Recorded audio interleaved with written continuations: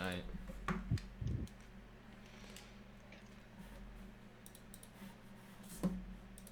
don't know why I get calls on my phone 30 minutes later than I get like the they call. Yeah, it sounds really fun and cool. Doesn't it? Oh, see, start. Oh, masterful speedrun time. Big. Yeah. This is my first ever attempt at speedrunning this game. Why you're so running these shitty?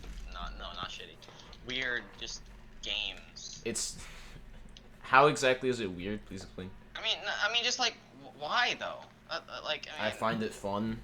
Why do you play like fucking Sunshine? Xenomorph 2? It's just Xenoverse a 2. game. Oh, sorry. Why do you play that? Not, Because but it's it's not fun. that. Because it's fun. I play video games for fun. I find this fun. You Do play you have a Super Mario problem? Do Sunshine. you have Wait, a please tell me problem? their mouths move when they talk. They do. Okay. Yo, she looks like she wants to take it up the ass. Right.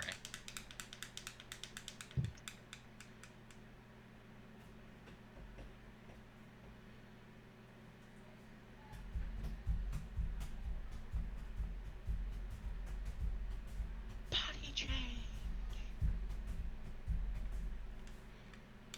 I'm gonna give it to all girls. 5 million and 40.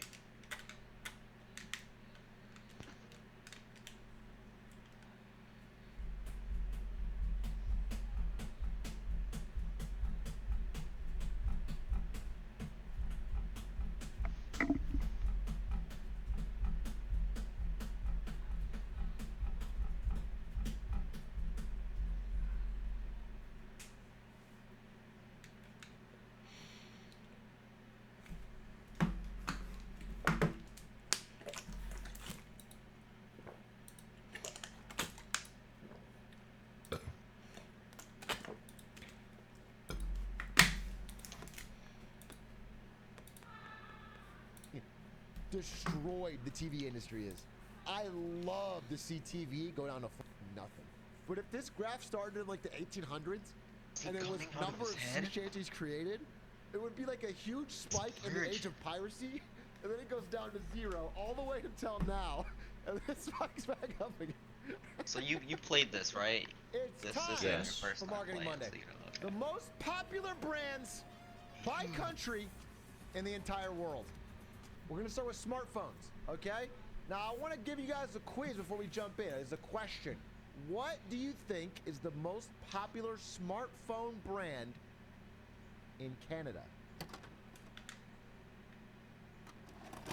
So, over here, Canada and America, Apple, AirPods, flexing, okay? So number 1 in the world is Apple. Apple's the most popular smartphone brand in the world currently, which explains their absolutely colossal amount of power over apps, where basically apps have to be designed for Apple first, and Apple takes a 30% cut.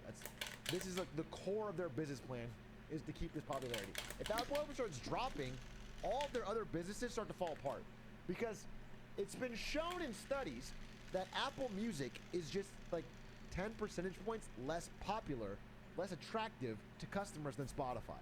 People choose Apple Music because it fits into the larger ecosystem. What's hilarious about that, and what I think is such a monopoly, is that Spotify has to pay 30% of what it makes to its direct competitor. That's one of the craziest monopoly cases I've ever seen, and they're not talking about it. So what I heard is so special about Apple, they're like, if you sold as many cars as Toyota, but had the brand perception of Ferrari. Because they sell millions of iPhones. It's the most popular phone. Everyone's got one. And yet it's got the brand perception of it's above market. It's almost like the default phone, but it's got this perception that it's higher. I want to do gaming later. Most popular gaming brand is super interesting. So fashion brand. If I had to ask you, what is the most popular fashion brand in the United States? What would you say? Victoria's Secret is the most popular fashion brand in America, with Lululemon in Canada. That makes my investment in Lululemon feel good. Sex sells indeed. Finally, the chat spamming sex sells was right. And what's weird is that's the only place in the world Victoria's Secret is the most popular. So Nike and Adidas, sportswear companies have literally split South America in two. The Nike and Adidas war is real down there. Adidas tracksuits in shambles. Yeah, you'd think Adidas would be the biggest in Russia on account of the tracksuits, but no. It's actually India where Adidas rules. That's the most populous country where Adidas is big. So basically the big brands of the world are these five. Nike, H&M, Zara, Adidas, and ASOS. American Eagle, right? Just filed for bankruptcy. Forever 21 just filed for bankruptcy. Like all of those companies that were big in the mall era are struggling. What's on the rise then? A lot of more focused, smaller fashion brands are doing well. And the people who are really good with influencers like Nike and Adidas who use like big sports stars. It's a little bit different here on Twitch where we're mostly dripped. A combination of Gucci and Dream merch. I want to talk about, fast food brands, baby. I want to know what you guys think the most popular fast food brand is in Paraguay. Well, if you guess Burger King, you're right. And I can see why it's a rare pick because Burger King fucking sucks. This surprised me. Some of you may have already known this. I didn't know this, but it does track. KFC is huge in some countries, especially Japan.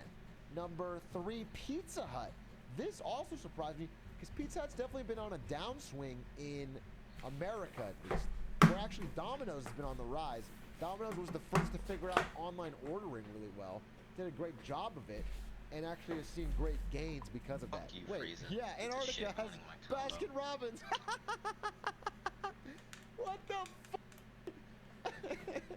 That seems like the least appetizing thing you could ever have. I heard that China's starting to get fat too. They're catching up. They weren't content with just catching up to our economy. They had to catch up with our size. They're coming for number 1 and everything, dude. Not a single country on earth came for my girl Wendy. Wow. Yo, that guy looks kind of thick. Oh, wait! Enhance! Enhance! Let's go! Let's go! You know what's crazy? Someone just said this in chat, but there's no Taco Bell on here. That's sad, dude. Most popular household appliance. No, not TV. Who makes it? No, I'm not saying, oh man, my microwave is more popular than my blender, dude. Who do you think's up there? Like, what's a household appliance brand that you think stands out? Number 1, I don't even know of. I might be missing it, but what the fuck is Bosch? Appliances? They make everything? Well, apparently they have a very solid brand. But I don't know. They're big in Eastern Europe and well, what color is Bosch? Yeah, red. So Eastern Europe and Africa. Number 1 brand in America for household appliances is Samsung. They make everything, dude. It's crazy how much Samsung makes. What the fuck is Smeg? Where's Smeg? What the hell is Smeg, dude? I don't know. What do they make? Toasters? Alright. That's a terrible brand name. I can see why Smeg didn't catch on in America. I looked it up. Smeg toasters like $200. What's Antarctica at? Antarctica? Smeg. I want to do consumer brand, and then we're gonna go to gaming brand. So this is supposed to be the final one because it's the biggest, most powerful one. But we're gonna do by continent, just the simple overall most powerful brand, not by category. What do you think the number 1 brand in North America is?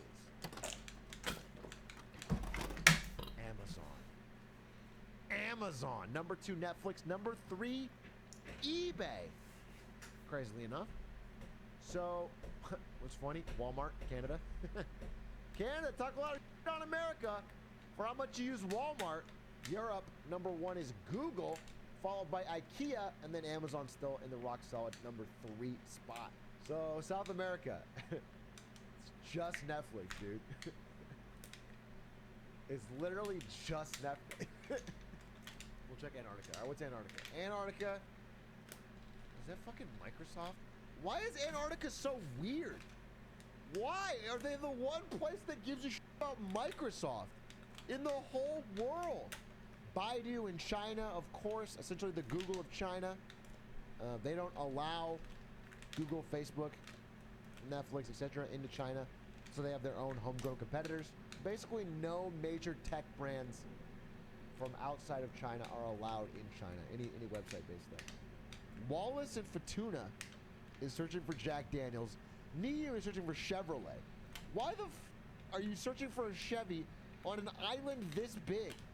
Pepsi's your favorite brand? Pepsi? Oh, I'm learning some terrible things about some of these countries. The most popular gaming brand in every country. And this was a revelation to me when I looked at this. I was shocked. What do you think the most popular gaming brand is in the United States of America? Nintendo! The big N! The big N with the Switch and the Pokemon Ball. What's crazy is Epic Games all over the world. And this obviously means Fortnite. Holy shit, dude. This is probably 2019 or early 2020 data. So Fortnite was even bigger. Mobile gaming is huge in South America and Africa. It's been growing there because people have more access to mobile games than consoles. If I go to Antarctica right now and I see Atari, I'm gonna be furious. Antarctica, you better not be Atari. I swear to God. I swear to God, dude.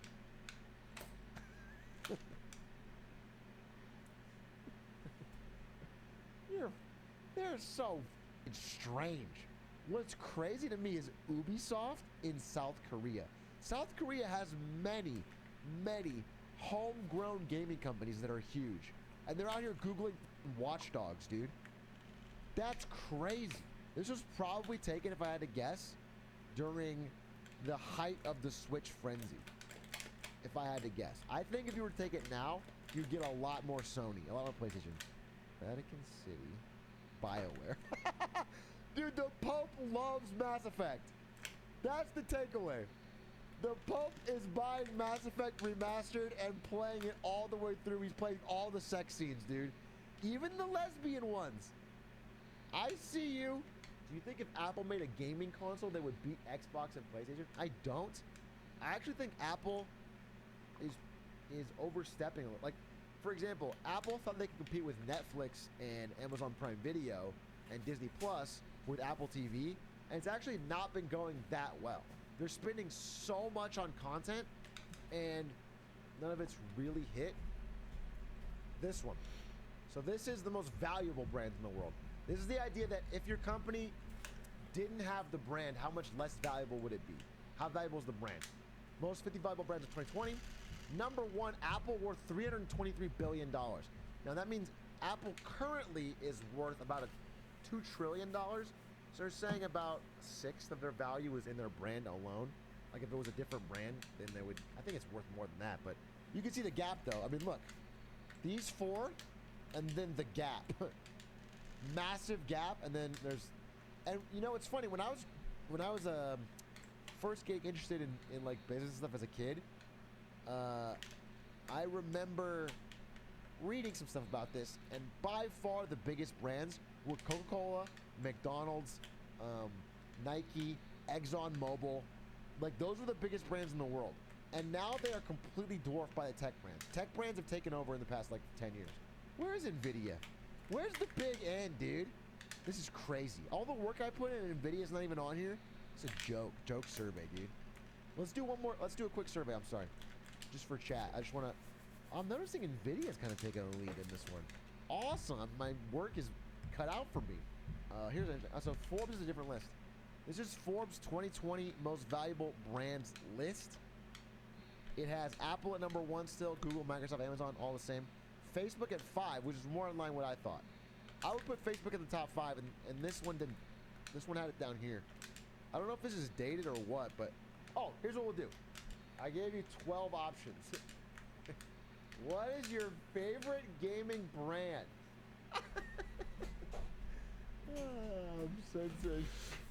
I'm sensing someone running away with it. And that's the end of today's brand study. I just wanted to give you guys sort of an insight into what the most popular brands in the world are.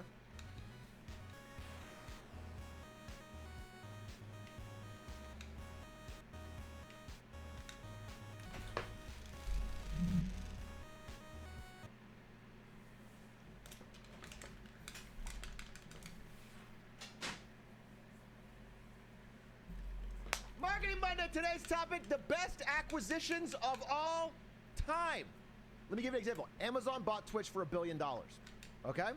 Now, that was in 2014. 6 years later, has that been worth it? How much is Twitch worth to Amazon now?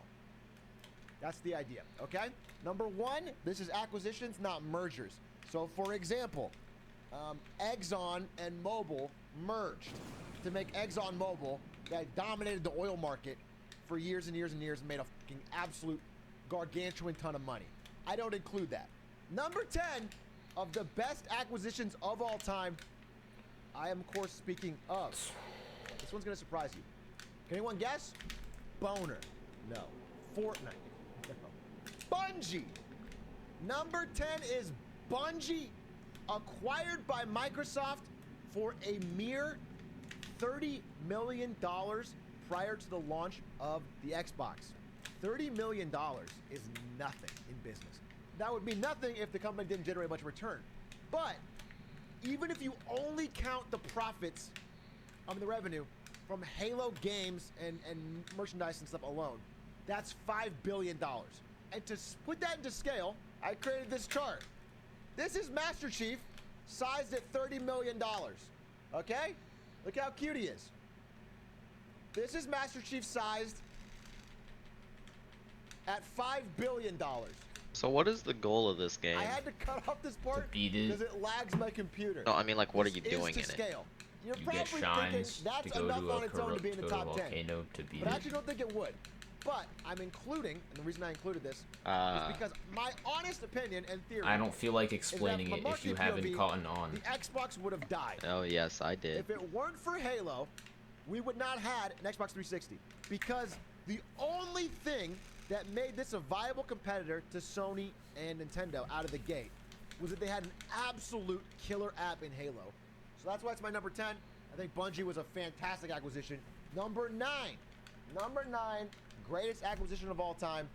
Disney buys Pixar. Do you remember the movie Brother Bear? You might not. Whether or not you know these films, they sorry. Alright, sucked. so I'm They just did gonna not go. do well. See it. Now, Disney animation in the 90s was on a massive tear. They did Aladdin, they did Lion King, did Mulan, they did Hercules, they did Pocahontas. They did all of these really big hits, okay? Movies that did hundreds of millions in worldwide box office, that captured the imagination of kids everywhere, that were selling a ton of merch. These movies had cult followings, but they didn't do the same. And Bob Iger looks around in 2000 to 2004, in that era, and I remember in the book he says he was looking out at a Disney parade, and he noticed there wasn't a single character in the float that had been made in the past, like, 10 years. It was all like Simba from The Lion King, and Aladdin, and The Little Mermaid, and it was like all of the iconic characters that everybody loved were from old stuff. And all of their new shit, like all of this, wasn't really hitting. Disney animation was fading, and it was hurting the whole company. Disney was really like sliding into a possible irrelevancy. And he was worried because the things that were doing good in this time, Toy Story, Bug's Life, Finding Nemo, those movies did have huge franchises. Those movies were amazing. That was what Pixar was doing. Bob Iger proposed to Steve Jobs, Disney buying Pixar, and at first he says no, hell no, of course not. There's no way it would make sense. Then they warm up to it, they start going through ideas, and then 7 billion reasons later, which is the purchase price, they got Pixar. Making Steve Jobs absolutely insanely wealthy because he bought the original starting of Pixar for absolutely nothing. It's always crazy to me that, like, in his off time, Steve Jobs founded Pixar. Lucasfilm, George Lucas's company, had a computer animation division that they spun off and they sold. And Steve Jobs bought it and turned it into Pixar while he was fired from Apple. And he, in that time, founded Pixar. It ended up being massively successful. And it was like a side gig for him. And he was CEO of Pixar. Crazy. Pixar movies now make about $1 billion a year. But the rough estimate is that for every $1 billion you make at a box office at Disney, you're making 2 times that on merch and theme parks. There's more money in the toys. So they make about $3 billion per movie. This is a conservative estimate.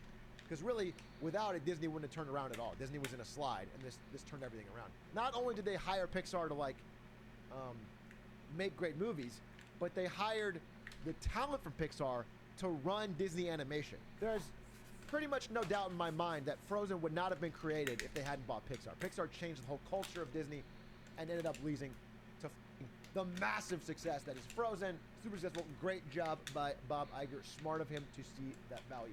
But here's the deal. Here's the deal, boys. It wasn't his best acquisition. Because number 8 here on my list is actually more valuable than Pixar was. If you can believe it. A Marvel movie also makes as much as a Pixar movie, about $1 billion per year. But here's the thing about Marvel. The difference is Marvel puts out more than 1 movie a year. Pixar at best is doing about 1 a year. Marvel's cranking out 2, 3, sometimes 4. And Marvel at this point has already generated more money for Disney than Pixar, and it was acquired later and for less. So, you know, Pixar cost 7-something billion. Marvel cost about half that, about 4. But what's crazy about Marvel is how smart it was. I think Pixar was a very easy one to see. I think you could see, okay, Pixar's doing great in animation, we're doing terribly. Marvel, at the time it was acquired, had 1 movie in Marvel Studios, Iron Man. And most of their IP, a lot of their most famous heroes, were already licensed out. They were in long-term 10-year contracts with like Sony and other companies. So even if you buy Marvel, half the heroes you don't even own yet. You can't use them. They thought super long-term. They built this whole expanded universe, and it led to an insane amount of money, an insane amount of merch, an insane amount of like relevancy, and a worldwide box office gross of $2.797 billion. That is 3/4 of the purchase price of Marvel itself. They bought Marvel for $4 billion, and then Endgame alone made $3 billion back. Number 7 is, I think, the best media acquisition of all time. Some of you guys are not going to know what this is, but I'll try to explain it in terms you can understand. Sports, aka pick up a football and watch ESPN. ESPN! This one is the oldest one I think on my list. It was done in 1984. ESPN was purchased for a paltry $188 million in 1984 and is now worth roughly $31.2 billion. Part of my soul just died inside. I mean, I can't even scale that one. I could do the Halo example, but again, this was 30 million to 5 billion. To go to 30 billion would crash my computer. ESPN is worth so much more when they were acquired, and it's because they became essentially the de facto way that people interact with sports for decades now. The amount of money is sort of to think about. Yeah, again, I wanted to include more scale examples because it's hard to think, like $30 billion, how much of that is so much money. $30 billion is so much money, and to make $10 billion in revenue a year is crazy. So, they bought football. ESPN's starting to slide because everyone's cutting cord on cable, and they're starting to interact with sports in new ways. The internet is really disrupting ESPN. They should just buy the internet. That's a great idea. What if they just bought the whole internet? Holy shit. PayPal! PayPal, poggies! Although we're all Cash App stands now, huh? What happened here, Elon, huh? This is Elon Musk at PayPal when it was acquired. This is somehow him fucking 20 years later. Where'd the hair come from, Elon? The number 6 acquisition is Elon Musk acquiring these hair plugs and a good night's sleep. That has made him the 2nd richest man of all time because he's way easier to look at. PayPal. was acquired by eBay. This is the power of eBay. It's a tough fit. Let's just see if we can put this on. I'm gonna rip it. I'm gonna rip it. So I guess I did not realize it was a youth medium and not a regular medium. I will have to slim down a bit. I'll have to stop eating so many McDoubles. And it was bought for 1.5 billion. It's worth about 50 billion right now. That's revenue. I'm sorry, 50 billion is revenue. PayPal is currently worth 250 billion. I'm sorry. You guys get the scope now? The student has become the master. Google buying Android. Everything cratered, and now the world is literally divided between Android and iOS. So if you want to put anything out on mobile, you have to use Google Play or you have to use iOS. There is no other option. Is it duopoly? Hey, iCucks, look at the graph. Listen, I hope there's people that are not in a deep online war over what mobile iOS you use. At the time, they got acquired by Google for $50 million, which is just nothing. It's just nothing. Now they are worth an estimated, and part of their contribution to Google, 72 billion alone. Probably more, but let's conservative estimate, 72 billion. And that's why Zuck, fears Google. Zuckerberg is trying to own VR because he thinks VR is the only thing that can break away from how much Google owns phones. This is another one from our boys at Google. They just keep on hitting. And this one you're probably not going to recognize, but I actually had to include it. I didn't want to include it originally. And that is Google's acquisition of DoubleClick. Let me explain what DoubleClick is in case you're like, who Megalo? Who Megalo? Excuse me? What about Fortnite, you're saying? That's got to be bigger than DoubleClick. This is the Google Pie, okay? This part is YouTube. This part is what's called Google Network. And then this part in yellow is search advertising, okay? Which is what DoubleClick allowed them to do, which became incredibly lucrative and also let them run ads on other people's sites. It became like this foundational network that every site plugs into, and now people can buy ads for any site. It's Pac-Man. They acquired Pac-Man. And for acquiring DoubleClick for a mere 3.1 billion, it is now worth roughly 126.4 billion. When I read about it, one thing that was interesting was that they said it's very unlikely that if this deal were to come by today, that the government would even let it through, because it gave Google such a monopoly over online advertising. Yes, sir. 3 in a row Google acquisitions are 3 of the greatest of all time. This is, of course, where you guys watch your Jake Paul. YouTube, baby! By the way, if you're not subbed to atrioc on YouTube, why don't you take a moment and hit that subscribe button? It costs you nothing. 60% of my viewers are not subscribed. We're on pace to hit 50,000 subscribers in my first 5 months of uploading to YouTube. I'm extremely excited. I've had a lot of fun with YouTube, and it would be awesome to me if I could hit 50K by December, by the end of the year. So if you get a chance, costs you nothing, but make me really happy, hit subscribe. YouTube is just dollar for dollar a crazy Bears acquisition. I mean, YouTube is the internet for a lot of people. This is it. This is video on the internet. Yahoo exec rips Google for overpaying for YouTube.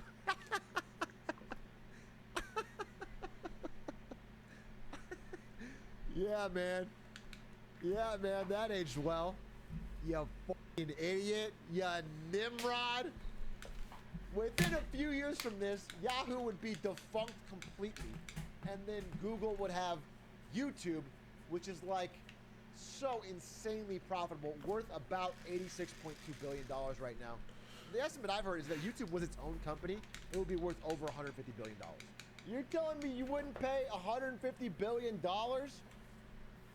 for the rights to Baby Shark, Gangnam Style, Despacito? Yeah, of course. So that's why this is easily the number 3 greatest acquisition of all time.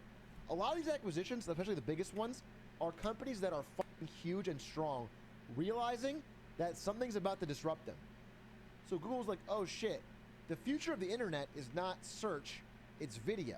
And if we don't invest and own YouTube and build that out, we could get made irrelevant. Now, number 2 is, of course, the Louisiana Purchase. How could I not include it now? I just didn't want to put it so early. You guys are all right every time you guessed it for all 10. It's definitely not where all my virgins in chat feel bad about their lives. Instagram! Instagram was purchased for, get this, a single $1 billion. $1 billion to between $200 and $300 billion.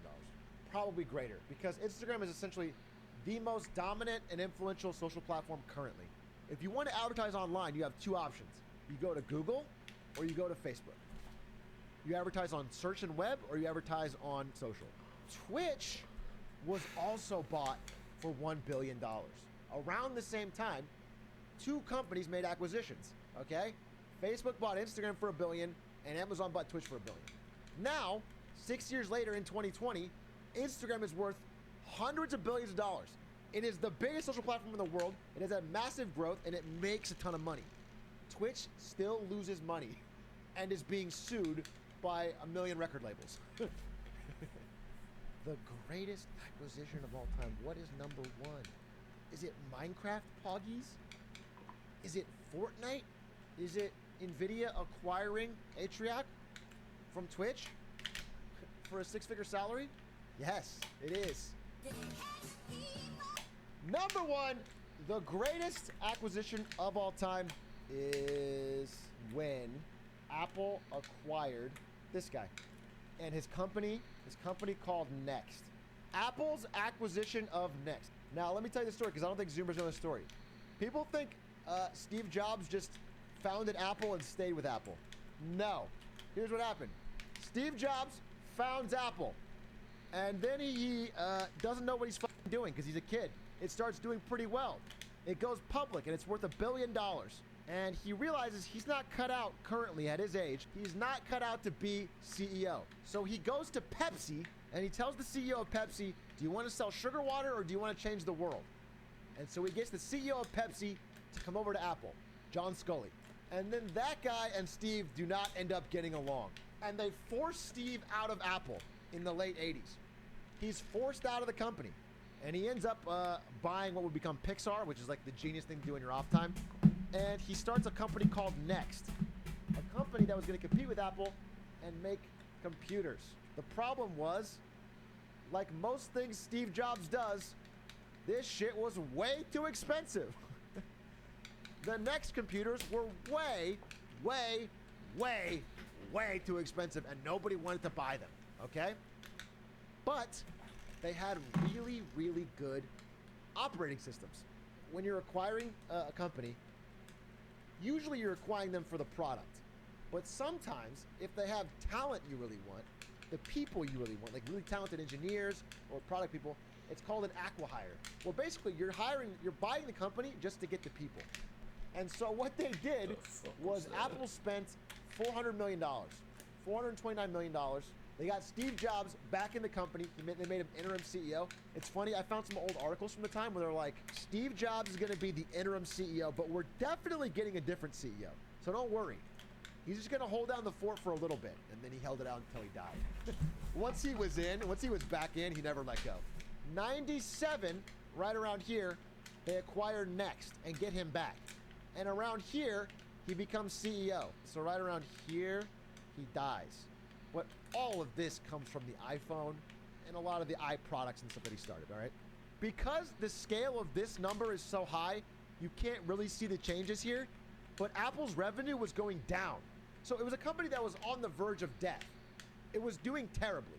So when he joined, it truly did turn around a company that was failing. They spent $400 million to become a $2 trillion company.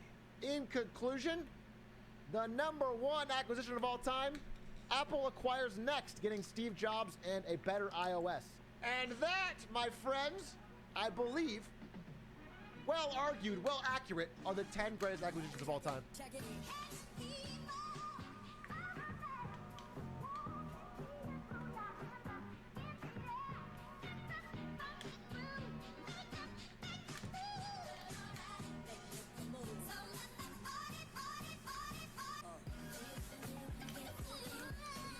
How? Honorable mention I did not include. How?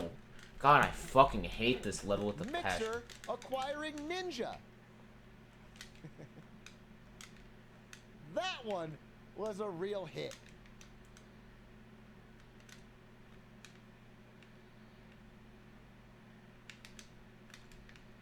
Boys, hello.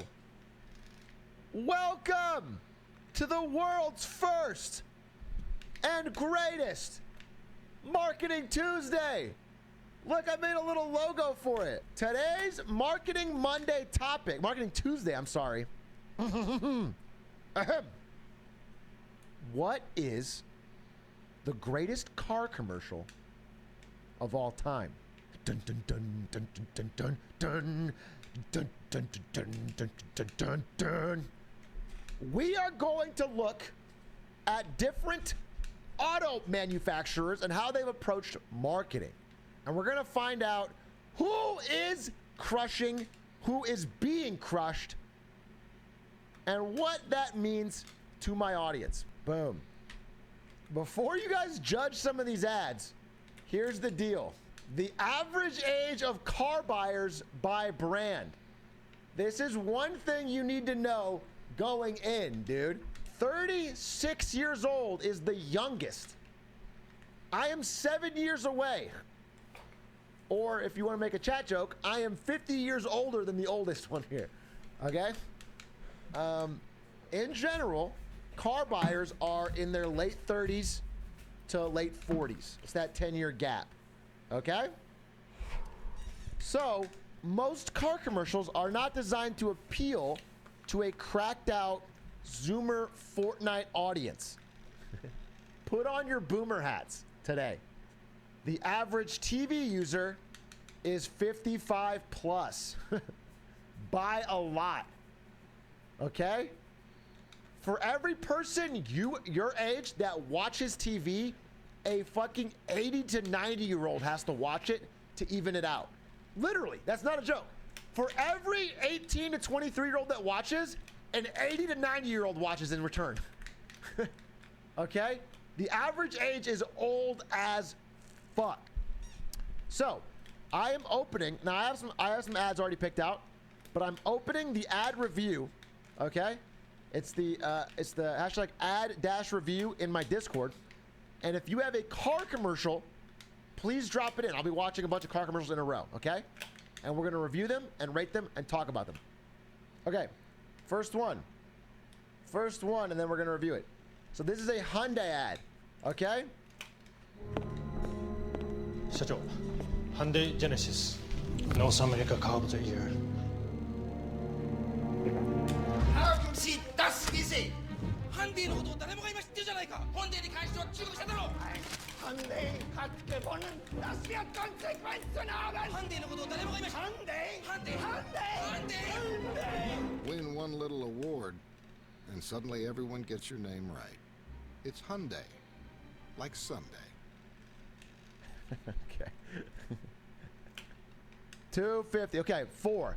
4 is exactly. Oh, you guys aren't even. Oh, I'm not even showing on screen. How fucking dumb is that? 4. You guys landed on a 4. Plurality around 3 to 5. Yeah, this is a good range. I would have given it a 4 as well. I like this ad a lot because it solves a very simple problem. All you remember from this ad maybe is Hyundai like Sunday, and that enough has got Hyundai in your mind, first of all, as one of the brands you can choose from as a car company. And 2, you know how to pronounce it, because people being afraid of pronouncing something is enough to deter them from even bringing it up. If you're at a car dealership and you don't know how to say Hyundai, you won't buy it. You'll avoid it. So being able to say that alone is already a win. That's probably something they discovered in market research and knew they had to answer. Secondly, it has one simple thing. They won Car of the Year. Everyone else is mad. So the quality's kind of shit, which sucks because I think I remember this ad and I remember seeing it and thinking it was very obvious. This is a BMW guy. This is a Toyota guy. Like the logos were more pronounced.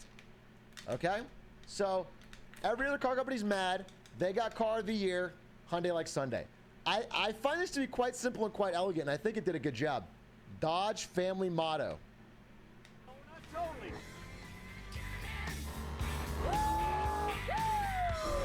Cow, you came in hot. I had mountain dew for breakfast. You think of what I'm thinking, man? Shake and bake, shake and bake.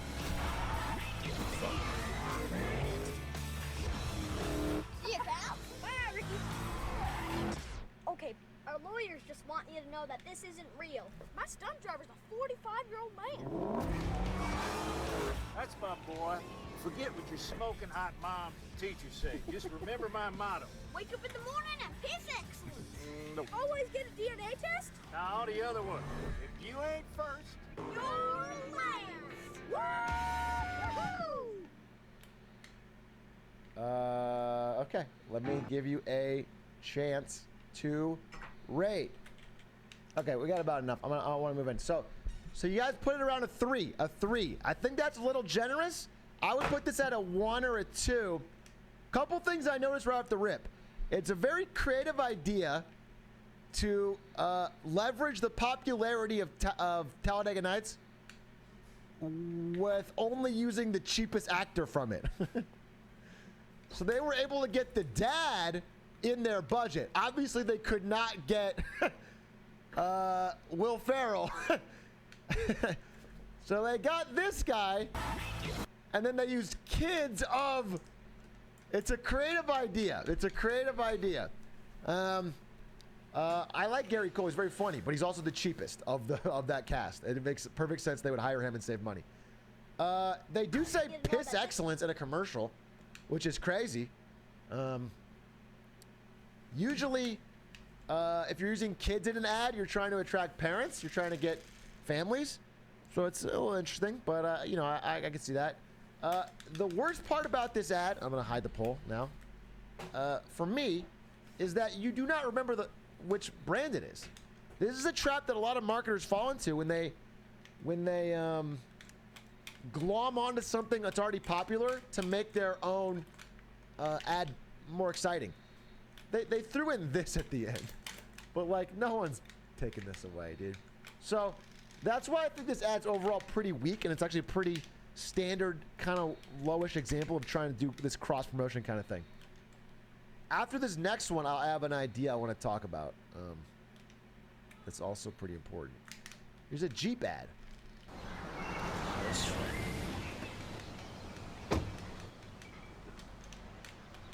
You bought a Jeep. yeah, I bought a Jeep. We're going to need a bigger boat.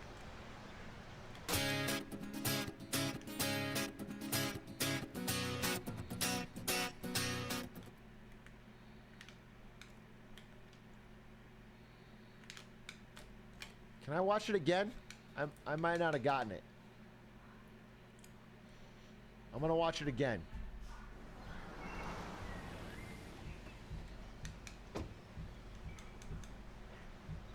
You bought a Jeep. Yeah, I bought a Jeep. We're going to need a bigger boat.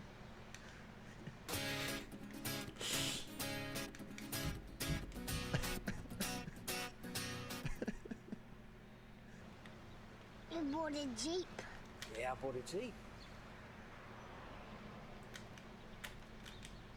We're going to need a bigger boat. Yes. Yes.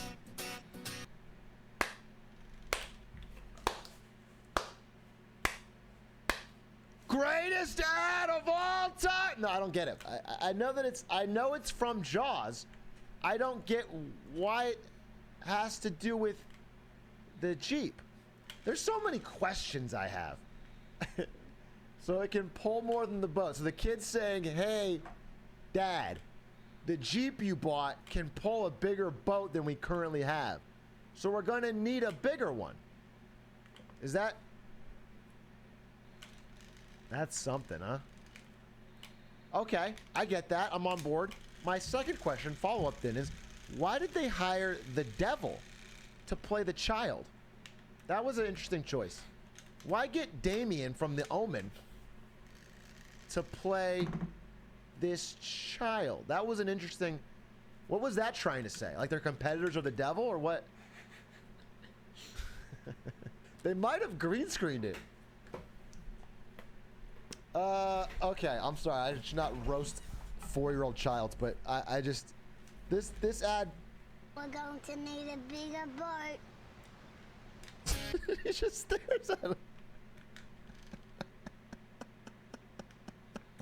What? He just stares at him. He just looks at him. He has no response, no smile. Like, oh, you precocious kid. Alright, I'm only gonna try this like a couple times because I'm not gonna get it. They let that in. But, uncut. we'll 3 see. seconds. He just Maybe I stares get back. lucky. I am going to give this a 6. The first 6. It's the greatest I've ever seen. Check my mentions on Twitter. Okay, why? You guys want to see this? I'm happy to share it with you. atrioc for resident, and it's... Yeah, man. That is something. That is something. This is my reaction to Stan's tweet, dude. This guy's face. This is my reaction. 100% to Stan's tweet. oh my god. Toyota 2012. Oh, I hit it commercial, first the try, cat and the dude. vet. Okay. What the fuck is this intro? Superstar ads, funny, scary. Oh, finally 720p. Oh my god. Alright, well, I give I'm it a point for finishing just this being no matter 720p. what because I've never done that in a run.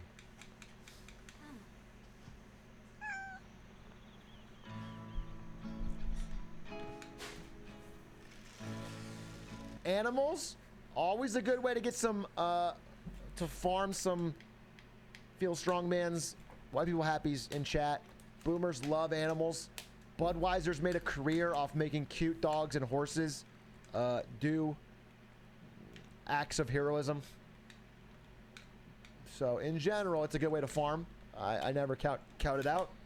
Well, you got to tie your brand story into it too. Let's find out if they do in Toyota's commercial.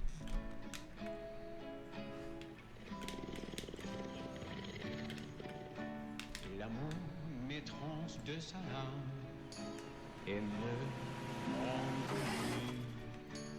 L'amour, c'est le soufflet qui me fait respirer à nouveau.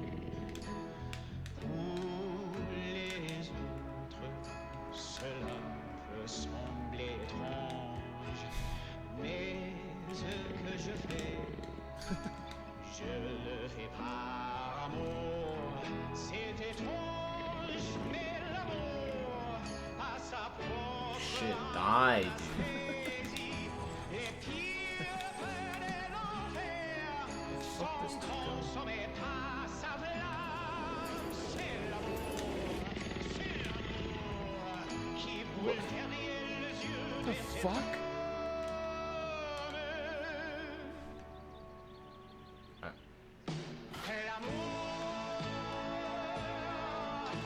Fucking stupid. Where did this dude go? He must went up here. What the fuck? What the fuck? Excuse me? Okay. Rate this ad. What? Damn, this is a tight race. Where the fuck did he There's no go? Stop it. It's a 1. But it's between. It's a lot of 5s, a lot of 1s. What? I assume some of the 5s Oh, are memes. what This is the not an all-time great, stellar ad.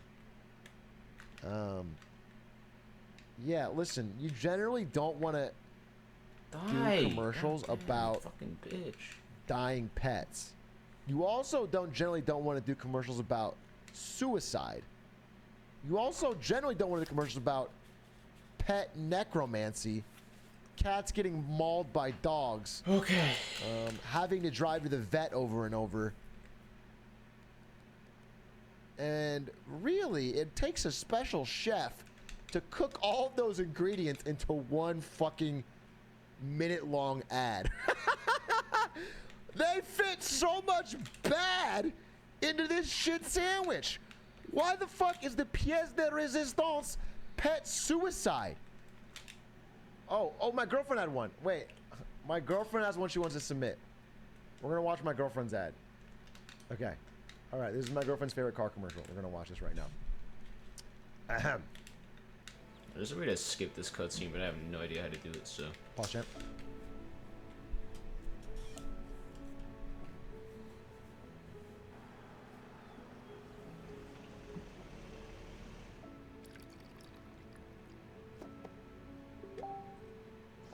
Morning.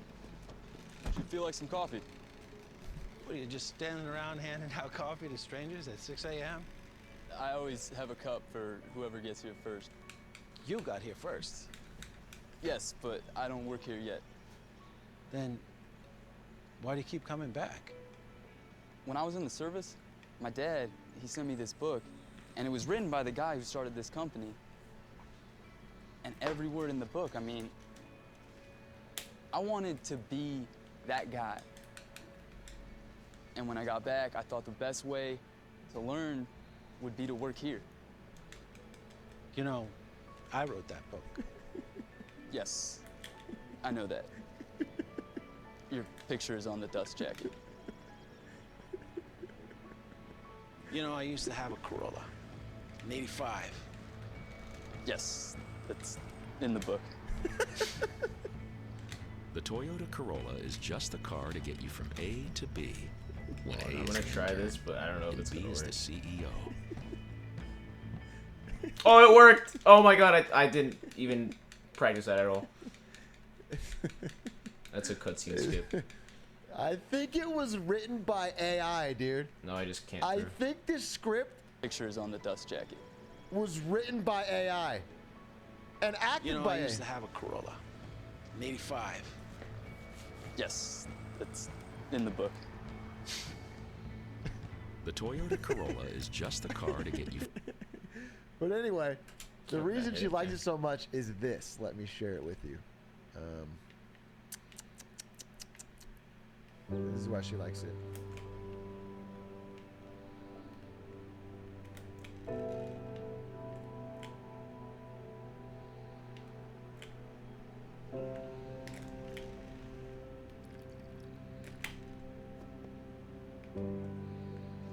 Morning. Should feel like some coffee.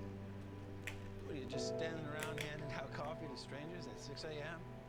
I always have a cup for whoever gets here first. You got here first. Yes, but I don't work here yet. Then why do you keep coming back? When I was in the service, my dad, he sent me this book, and it was written by the guy who started this company. And every word in the book, I mean, I wanted to be that guy. And it was written by the guy who started this company. And every word in the book, I mean, You know, I wrote that. I wanted to be Oh, sick. that guy. You know, I thought the best way to learn would be to have a cup for whoever gets here first. You got here first. Yes, I know that. You know, I used to have a I Corolla. wanted to be that book. My dad wrote that book. Your picture is on the dust You know, jacket. I used to have a Corolla, Yes, I know that. an 85. Yes, that's in the book. What are you, just standing around handing out coffee to strangers at 6 a.m.? I always be that guy. You got here first. Yes, but my dad, he sent me this book. You know, I used to have a Corolla. I know that. The Toyota Corolla is just the car to get you from A to B. When I A is wanted the to EO, be and that B book. is the CB. When A is an intern. Oh, it's an all-time classic. 5 out of 5, dude. What a great ad. Boys, if you aren't out there with a cup of coffee at 6 a.m., handing the CEO a coffee, talking about his book. You're not hustling.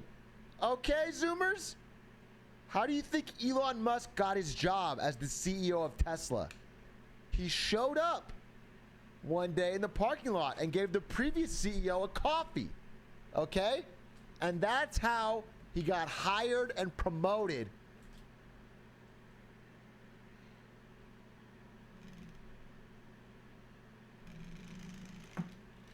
We, together, with chat polls and my guidance, are going to find the greatest commercials of all time.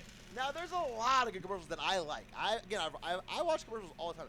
I don't use ad block. I like watching the commercials on YouTube because they get me up to date with the trends in advertising. In fact, you're paying me to watch commercials. If you're a sub. And you should be. All right, so, commercials.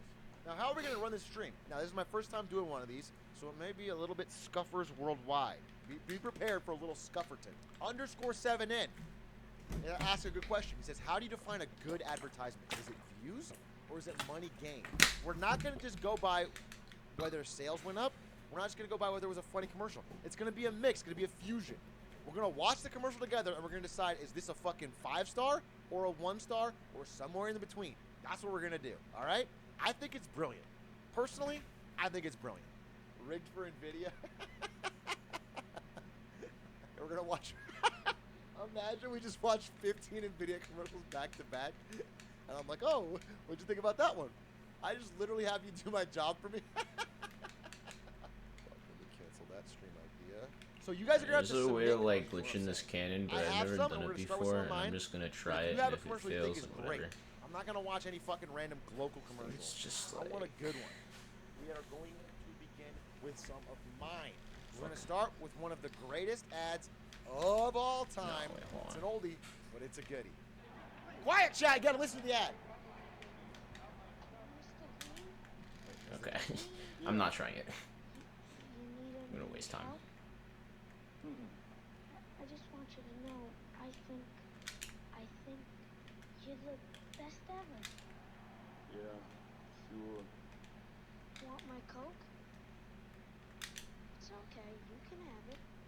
No. Really, you can have it. Wait, what? Can I hit him 3 times? Okay.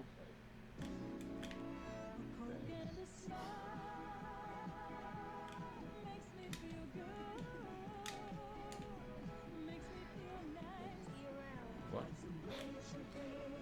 I literally hit him like... Okay. This has to be the last hit.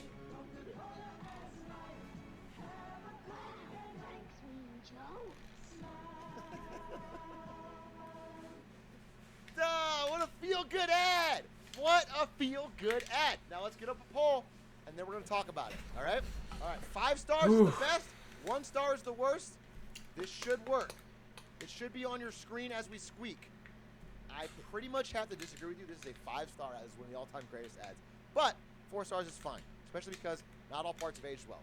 Specifically, this fucking terrible jingle. It's not the jingle just seems dated now. We're past jingles.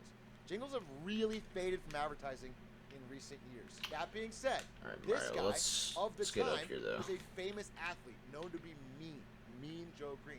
So the kid converting him with the Coke, again, the iconic Coke drinking pose. I'm pretty sure this is like an early time of people seeing this. This is how people drink in advertisements now, but this is like a new thing for this. Logo out, fucking big swig. Second thing, the pose is great. The third thing is they encapsulated a very heartwarming story in a very short period of time. If a commercial can get you to remember anything at all, it's done a fucking amazing job because honestly, it's such a short amount of time. Most people think right past it. At the end of this commercial, you are likely to remember it, and you're likely to remember that Coke was in it. If you have those 2 things, you're in a good spot. Again, it's so cheesy, but it's memorable and it's heartwarming, and even the most cynical of us can kind of get behind the little kid and the sports star and getting the jersey. It's like it's a very human moment that you can tap into. Plus, Catch Kid became iconic. This is an iconic moment. And people remember this. This one is from Finatra, and it's a Trojan car ad. Let's find out. Hey, Shauna, this is my blushing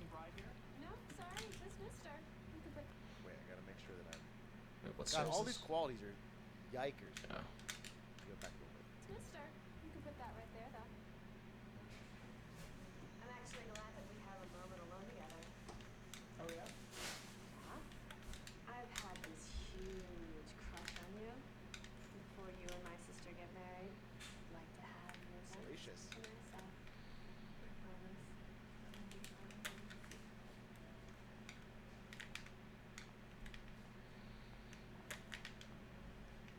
I'll be upstairs.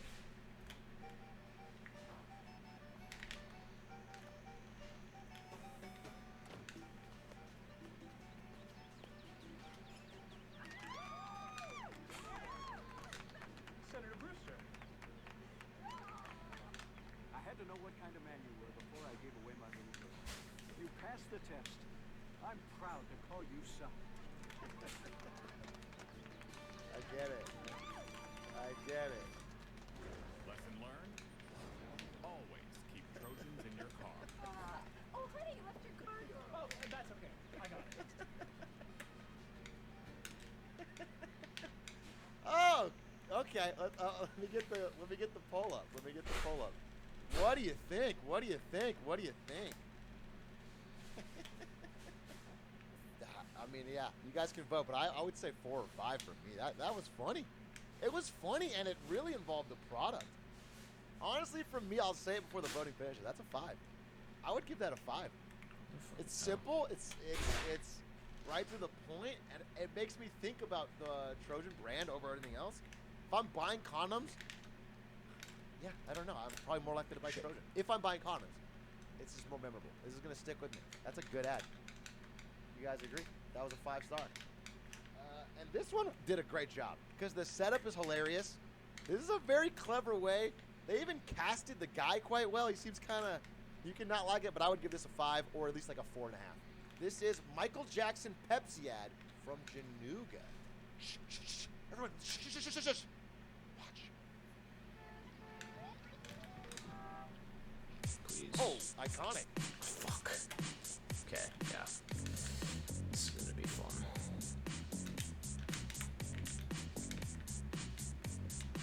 And as you can see, I'm an absolute. How the fuck did I?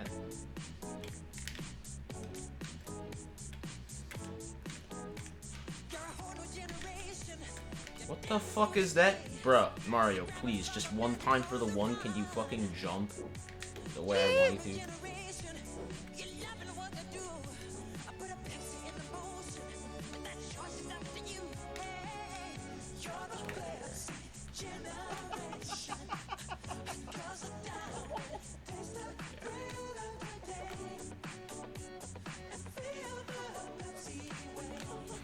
What am I doing? What am I doing? God, I hate this fucking star.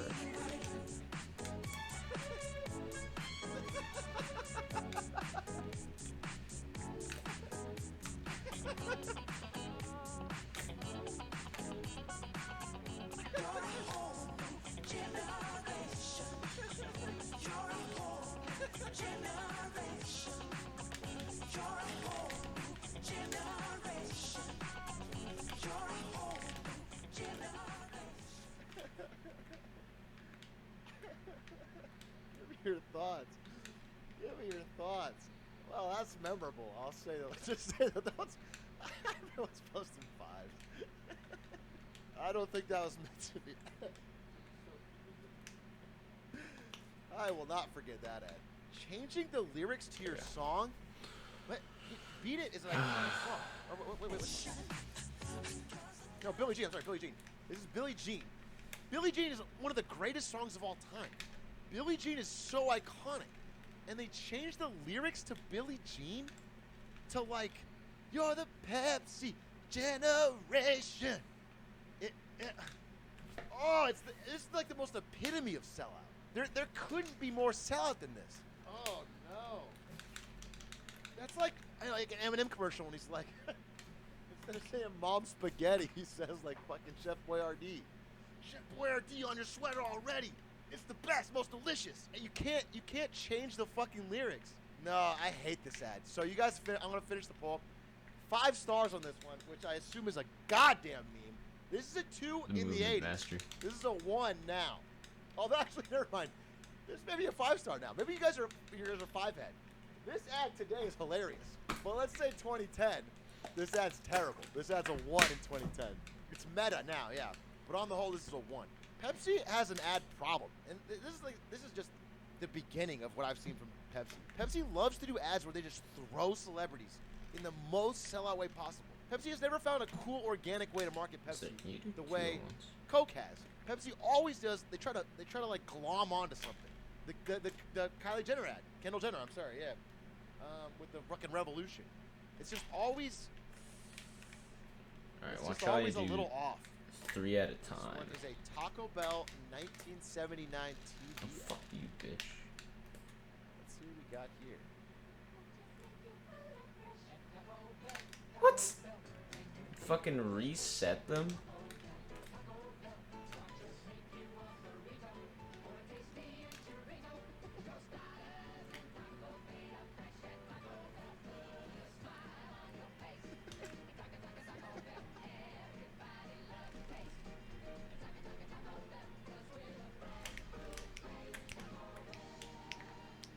One more time. Wait, one more. Is gasoline rationing imminent? A report of a level. Is that part of it? If that's part of it, I add us extra point. Is I gasoline add 1 extra point if this is part of it. Because that's meta. Let me hear this song one more time. I want to see if I truly like this or if I'm memeing. Let's see if I really. I want to hear this one more time. The fuck is with this guy's face? Is he wearing a wig? Did they need somebody to look like a fucking high schooler, so they put an old man in a fucking blonde wig and a starter jacket? She's into him, though. Huh. All right, give me your ratings. What do you think? What do you think? A starter jacket. Sorry, I meant varsity jacket. Varsity jacket. Oh, no, the chat loves it. Oh, you guys fucking love it? Oh, you guys 4-star this bad bitch? So here's the thing. And again, my knowledge on food ads is more limited, but I have read. My understanding about food ads is like the #1 thing is just show the food looking tasty. That's 90% of the battle. You show a lot of shots of the food looking very good. And then you talk about price. And that's about it. That's mostly of what a good food commercial does. For the 70s, I think it looks pretty good. They talk about how fresh it is. They show the family eating at it. I mean, again, if I'm going to Taco Bell, maybe this is 1970s thing, but my worry is not that I can enjoy it with grandma. My worry is that I can get a fucking cheap taco. There's a cool trick for this level. People get shot in Taco Bells. I don't know. It's the 70s. You guys gave it a 4? It's got a catchy song. I don't say it's aged well. I'm glad they've changed their slogan from the fresh food place. This is a weak slogan. You're not the arbiter of fresh food. Wendy's has done a good job with that. Wendy's is like, our burgers are fresh, never frozen. We're all fast food burgers, but ours are fresher. They're just refrigerated. They're not frozen, but whatever. It's fun. You guys gave this a 4. I would give this a 2 bomb. This is a 2 bomb for me. 3 bomb if you include this. Is gasoline rationing imminent? A report of a level. That makes it hilarious. Let's see what we think about this Odell Beckham ad. Honestly, it sounds crazy enough, but I don't feel like I've done anything really. Oh, Michael Jackson. Don't change the lyrics. Don't change the lyrics. Of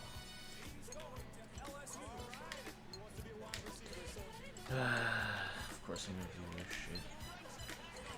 Please. There we go. No. Never mind. Crying moment. Good. Oh my fucking god. Please, man.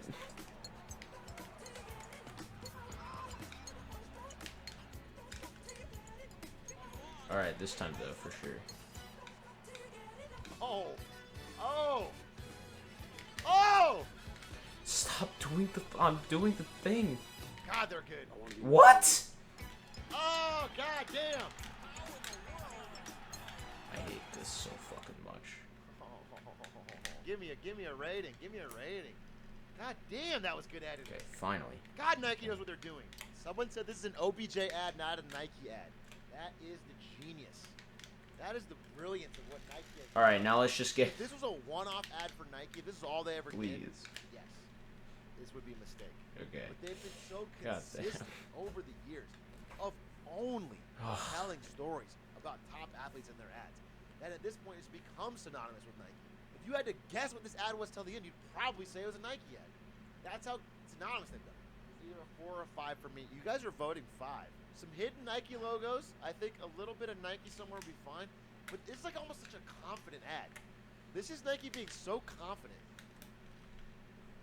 in their own brand and in their own association with Odell Beckham. They just make superstars out of people, and then... Oh my god. That actually, because honestly, the song choice, I was going to make a comment about how expensive it was. You know, was it necessary? But then they pulled off the little dance here. Oh, and it like brought it all together, and then it kicks into this fucking hyper cut of him training. And then they get Just Do It. Yeah, it's fantastic.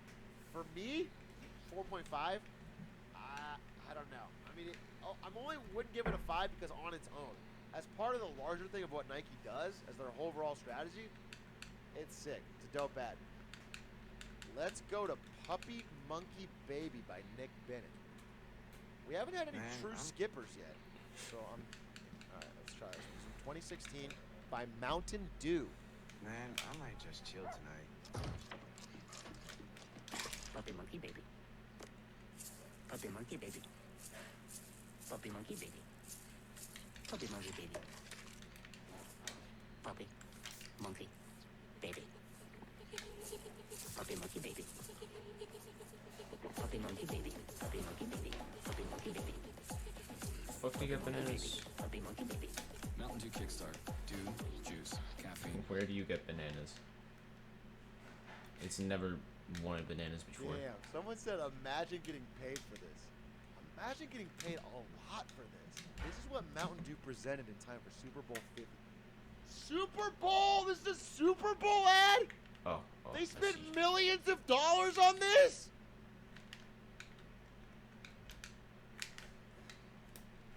Despite the ones this ad did incredible, I find it hard to believe.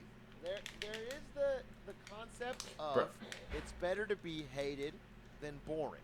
That is true. If this had been boring and no one talked about it, that'd be terrible. Get up! If people hated it and damn. talk everything about it, that's something. That being said, saying they won the Super Bowl ads because they got 335,000 social actions, if these are all people saying how much they fucking hated it, I think this is dog. And also the core concept of 3 awesome things combined. What is awesome about a baby? What is awesome about that? If you're this guy, let's say you're the target market, which is like a guy in your teens or early 20s. Do you want a baby? No. You don't want a baby. Maybe you want a puppy and a monkey, but you don't want a baby. Secondly, a weird fucking creature that wants to say kill me, that's licking your face. It's just weird, and so it's therefore memorable for 2016, I guess. Monkey baby. Puppy monkey baby. Yeah, I don't know. I hate this. I hate it. I hate it. I hate it. God. Next ad. Japanese love story told with the lengths of a candy. Very intriguing. Oh, Let's fuck. find out.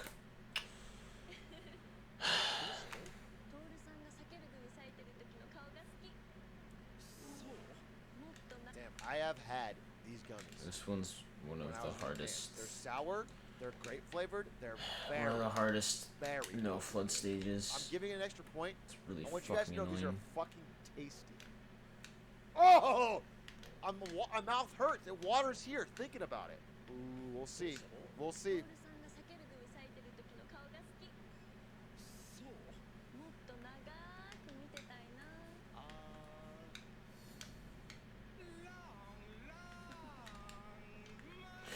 No! Fuck. Fuck. Can't believe I fucking did that. Oh, there are a bunch. We'll watch a couple. We'll watch them all. Alright, I probably shouldn't have went for that, but I think it's fine. Wow. I think it's fine. I'm throwing so hard on this. Just Like long things, very. if I game over on this, I'll never forgive myself.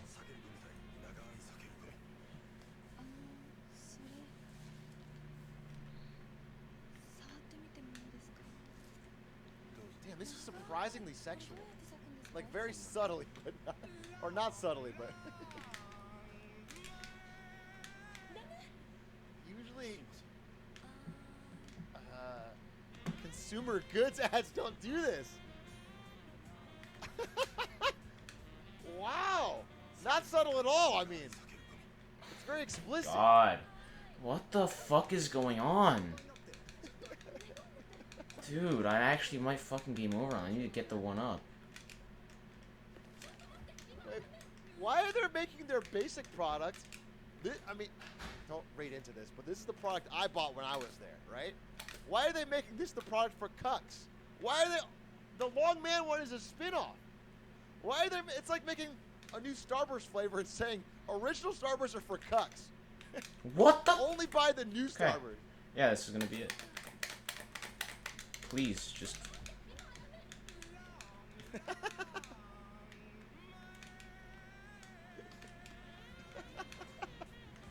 Oh my god.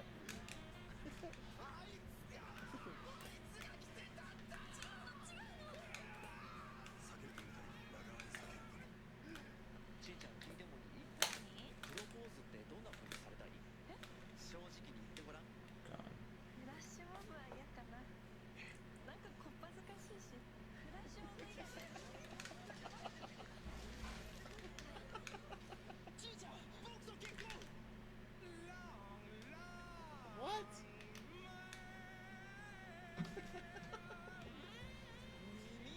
What's going on?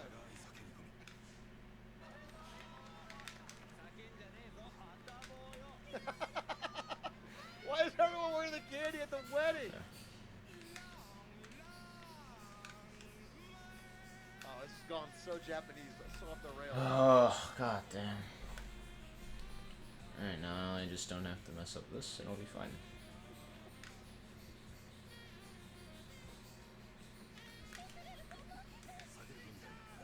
Oh no, poor guy. Oh no.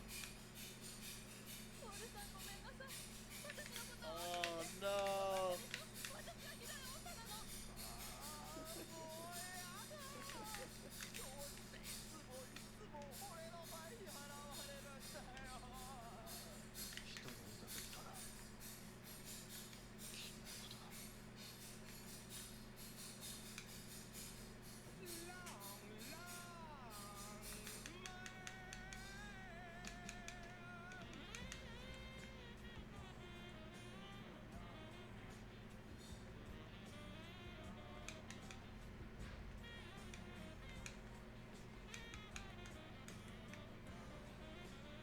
He was the bunny the whole time!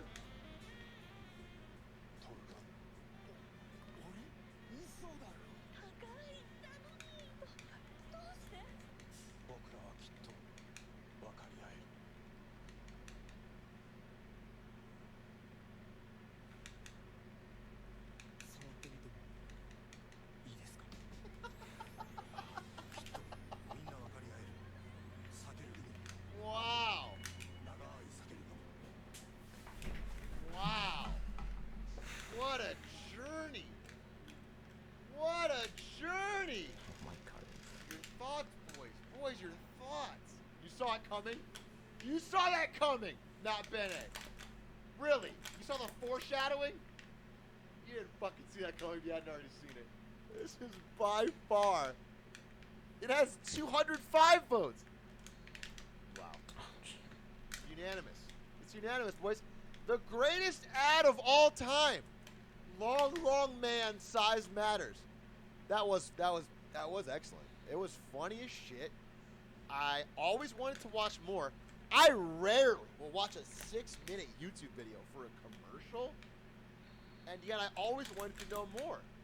I know it's goofy and it's funny, and we're talking about a fucking gummy ad. This is a very clever, good gummy ad.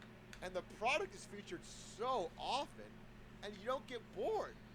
I'm going to say it was insane. It was over the top, but man, this is so much better than being boring. That is the stream. And I Alright, have that's fucking Penis lot of Park fun. done. I did not know this idea would do so well. Ugh. I love talking about ads. Send it later. I'll be doing this again. Probably not tomorrow, but I will do this again.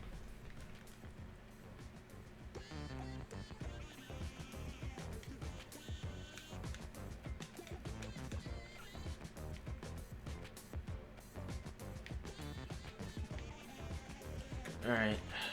Now we gotta do Serena Beach, I think. Or is there something else I have to do? Welcome to the Marketing Monday Awards! The greatest marketing awards in the history of mankind. The Monday Awards. Affectionately called the Mondays. It is known that in the profession of marketing, every man, woman, and child's dream when they enter this business is to one day earn a Monday. It's a very exclusive VIP list here today at the Marketing Monday Arena, but I have seen so many celebrities. Right there, The Rock. Holy crap, you can't see him because our camera doesn't turn, but there is Dwayne The Rock Johnson. Dr. Disrespect is over there. Dr. Fauci right next to him. They're having a very heated conversation. I don't know what about, probably marketing. Wait, I'm sorry, I'm getting word. At the front of the building, someone is showing up to the door right now. Who could it be? Yes? It's Pokimane! Pokimane! She just arrived at the show!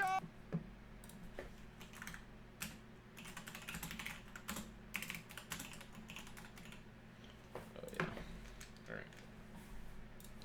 But under the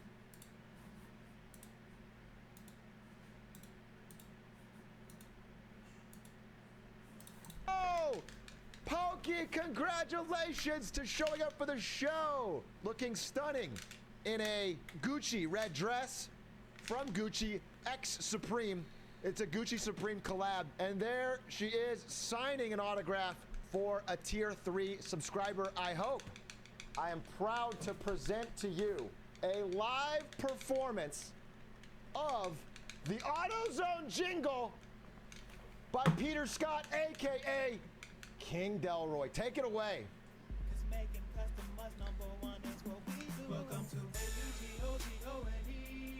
He's owning the stage. He owns the stage. Winnie. A-U-T-O-C-O Winnie. To A-U-T-O-Z-O-N-E.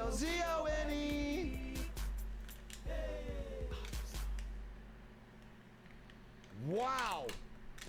Wow, wow, wow. Literal chills to get King Delroy live for this event. Can I get some claps? The greatest jingle writer of all time also has the stage presence of a god. It sounded studio quality too, and that was all live. The man does not lip sync, so that was, I mean, dare I say phenomenal. But actually, I'm sorry, I would love to talk about my Delroy, but I'm getting word another special guest has arrived at the pre-show. Holy God, to the front cameras, please. No, it isn't. It couldn't be. It's Dream! Oh my God, we were all muffin heads for not thinking Dream would be here. Oh my God. I'm stunned, chat. I honestly thought there was a 1 in a trillion chance.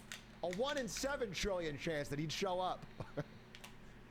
But here we are. Ladies and gentlemen, I begin now with the very first of 10 Marketing Monday Awards. Hey guys! No water. It's me, Tyler Blevins. Tyler Ninja Blevins. The Blev, as you like to call me, and I am here to present the very first Marketing Monday Award. Yes, indeed, because I love Fortnite. You can read it right here. I love it. Fortnite, baby. And now, it is an honor to present the very first award No, why of the fucking Marketing Monday switch? Awards. And that, of course, is the worst attempt by a brand to respond to coronavirus. I'm so poggers to be reading this award. I almost want to get up and floss. I almost want to get up and floss, but I won't because atrioc told me not to. And I respect him as a friend. Okay, and the Marketing Monday Award for worst attempt to respond to coronavirus goes to McDonald's with their Separating the Golden Arches campaign, where they move the two sides of the M apart as a sign to social distancing. No. And What the everyone fuck says, is that? Workers more, you fucking assholes. Fuck. Okay, that's not Everybody great. hated it, and they ended up having to take it down. What a bad ad campaign. It's basically two ads. A lot of time, money, and effort spent on this All right, ad. yeah, so that's At one not point, good. a tweet ratioed them that said, "Fuck right off, you award desperate morons. The source of my anger is that this is a disingenuous scam to win awards, which would normally only annoy me, but it enrages me when the topic is a global pandemic. And yet, who's laughing now? Because McDonald's did win an award, a Marketing Monday. Congratulations on the Monday, McDonald's. Wow, award secured. Wow, and accepting the award was Bergsy. Just off screen, you can see Bergsy loving the award. And then also Ninja, thank you. Wow, can you guys believe we got Ninja, the Blev himself? I mean, I can believe it because we're close personal friends, but still. No, not gonna show Bergsy. He's very camera shy lately. He's actually feeling kind of depressed. Yeah, you guys know how it is.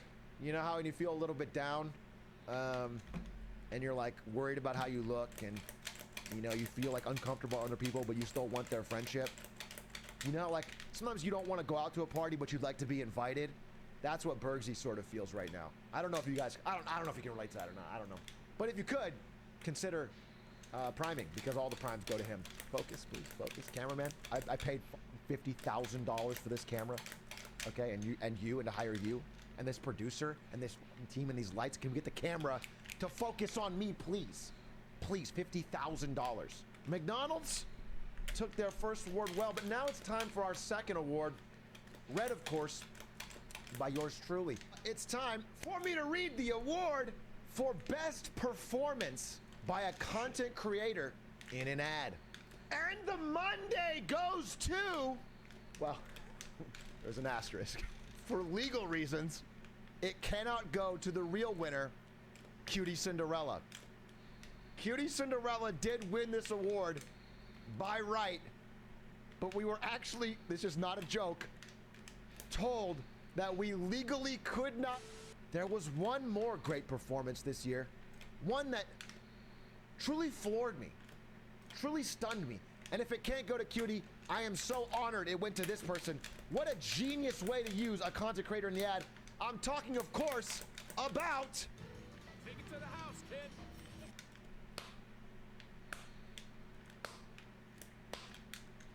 Tim the Tap Man in his award-winning performance as Gamer on Tractor. Can we watch that one more time? Take it to the house, kid. Wow. And I'm just floored. And I'm just stunned. The way he says, "Take it to the house, kid," while riding a tractor for no reason. As a professional gamer that they somehow got in an NFL ad, I thought, this is genius. This is avant-garde. How does he do it?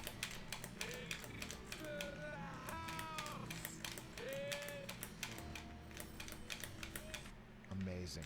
Amazing. I think it's time for us to do as Tim the Tap Man says and take it to the house, kid. Let's go to our third award of the night. This award is for Best Esports Marketing. Best Esports Partnership with a Brand. And to read this award, we've got ourselves a special guest, Nathan One Night Stand Stands, General Manager of Gen G. Hi, I'm Nathan Stan, General Manager of Gen G. You may know me from my Twitch stream, where I go deep, in-depth on esports by watching old episodes of Video Game High School for 6 hours straight every day, Monday through Friday. Wow! Today, I am honored to present the award for Esports Marketing of the Year, which I'm sure will go to Gen G. I'm my friend, I work with Gen G, we do a lot of Wow. things. Wow. Envelope here. And the award goes to Nade Shot and the Cash App 100 Thieves Compound. What a fucking surprise, Okay, Atrioc. wow. Another award show slot on Okay. 100 Thieves Knob. Okay. Real original. You know Okay. what? I'm actually fucking done with this. Okay. Okay. Well, he, Well, actually, by the way, Nade Shot, my resume's in the DMs. Okay, no need to go for anything like that. Stands, no need to do anything like that. No need to peddle your resume. Kind of crass, kind of lowbrow. But thank you. Congratulations, 100 Thieves Cash App Compound for best esports branded partnership this year. In fact, I'm hearing right now, wait, I'm sorry. I'm hearing we have a live footage from inside the compound of Nadeshot and crew celebrating. There they are, 100 Thieves. Wow, look at Nadeshot and Hex and Scuffy Boy, their main star. They even put the building in Fortnite. So you know that's something. Congratulations, 100 Thieves. Wow, 100 Thieves. Still celebrating. Actually, I was like, yes, they are. They're still so jazzed about it. We'll have to check back in on that later, see if they've calmed down a bit. The night never ends. We have a 4th award. A lot of my awards go to the huge companies, the big games, the big marketers. But we always put one award in for the little guy. That's why this award goes to the surprise indie no marketing hit of the year. A company with no marketing budget and no hype was able to create a massive release. I'm seeing Hades in the chat. I'm seeing Among Us in the chat. You're all close. But this award goes to Cyberpunk 2077, a game that with no hype at all was able to make a massive impact. I honestly hadn't even heard of this game before it released this year. They spent almost nothing on marketing, I guess, because I had not heard of it. A tiny company based in Poland named CD something, literally I never heard of them, came out of nowhere to win the world's hearts with this game. In fact, we ran the numbers. This game had only a mere 9 million pre-orders. Only 9 million pre-orders. Only 9 million pre-orders. Only 9 million pre-orders. Wow. You wow, fucking. Wow. Wow, Martin. You suck so much ass. What Fuck a you. game. What an indie game. Thank God they didn't overhype that, you know? Because the way it came out, just sort of low-key under the This is radar, my last life. building an audience, All right. I found to be super impressive. Let's hope I don't and fall. really earned them a lot of goodwill That would be with cringe. the community and with Sony management. Congratulations, CD Projekt Red, for your first Monday award. Hopefully many more to come. Witcher 4? I don't know. The 5th award, the award for the worst ad that won a bunch of so-called real awards. And the Monday goes to Burger King for their Moldy Whopper Award. What the fuck was this ad? Wonderful. What was this? This won so many awards, and it's so terrible. It showed a disgusting, filthy, moldy Whopper. All you're gonna remember is how filthy, disgusting this burger was. Why would you ever want to go to Burger King after you see this? The whole argument about the beauty of artificial preservatives, of not having them, means nothing when all you're gonna remember in the part of your brain that uses visual memory is that it's disgusting. What a truly terrible ad. Not only that, but at least in the commercial you see the process. You get the idea, oh, there's 30 days between when it gets old. Still disgusting. But the billboards were this. This was the billboard. Just a picture of a disgusting, moldy-ass Whopper. How did this win so many awards this year? I'm baffled. As a marketer, I'm so baffled. Everyone's like, oh, it's so clever, so edgy. This is the most award-bait, terrible ad I've ever seen in my entire life. And as a marketer, I'm disgusted. Also, as a person who likes to consume food, I am disgusted. So, I mean, Bergsy himself had to vomit. Bergsy had to vomit when he saw it. Bergsy hated it. Before we jump in, though, I want to see how our first round of award winners are still doing. Let's check back in one more time on 100 Thieves. Yes, they are still just as excited as when they first got the Monday. 100 Thieves. Wow, love to see it. And now it's time to get into that back half of the awards, starting with award number 6. All right, Sorry, this watch award this is for sick the trick I'm actually about to do. kind of based award. For the brand that was actually kind of based. Okay. It's also / Brand Tweet of the Year award. It's a double whammy. This is a lot the trick, of but big contenders in this. Cool. If I hit it. But it does go to Watch this cool movement. Steakums! Steakums Sliced Steaks! For this series of tweets, let me pull it up for you. On April 6th, during the height of the pandemic, they posted this 7-part thread on the importance of fighting misinformation, about what good data is, about what outliers are, about how difficult it can be to find sources of truth during a time of institutional trust. You might be saying to yourself, atrioc, yes, that is a very base tweet. It really is. But did it move sales? We care about sales here on Marketing Monday. Good question. Here's the answer. Yes. In fact, when I looked into the results of the Steakums misinformation campaign, not only did they double their following count on social in 1 month, which is literally unheard of, but they increased traffic to their purchase website by 435%. It's like into the actual casino. In the month of this post. 435%. What is most important about an ad like this is it cost them literally nothing. They could just type it and it went viral. So, congratulations for one of the first positive Mondays.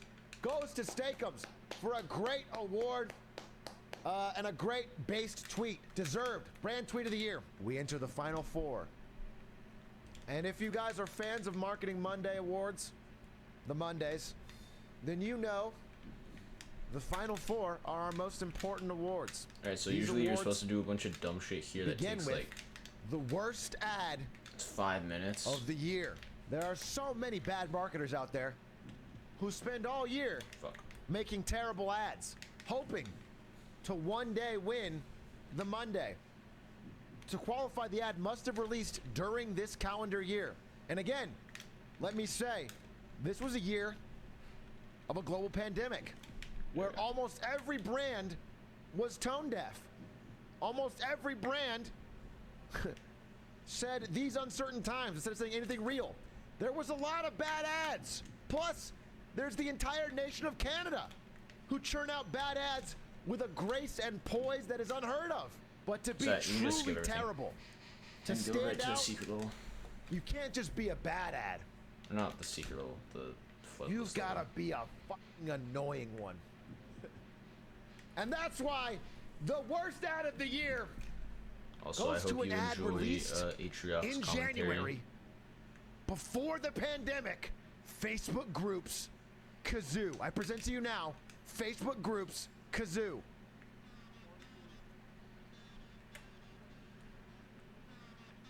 Oh shit. Right. Okay, okay, that's not good. That's a game over.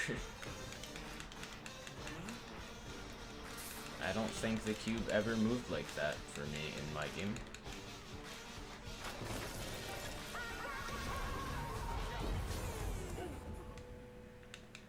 Hold up. Y'all Kazoo?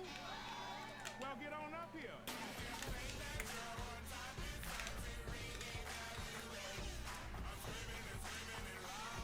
I looked at a lot of ads to determine the worst ad of the year. And when I think back, to make an ad this bad in January is truly impressive.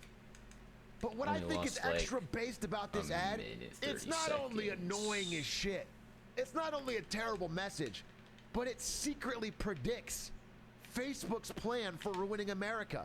Look, here's a scientist trying to say something important to a class of students, Americans. This is Facebook. Randomly playing kazoos, drowning out the scientists trying to speak.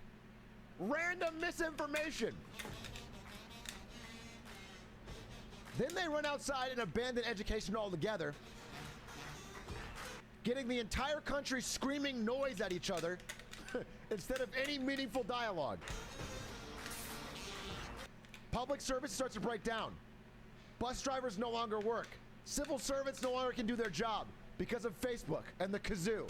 Then this house, which represents the very foundations of America, starts to crack under the pressure of all of this misinformation and noise.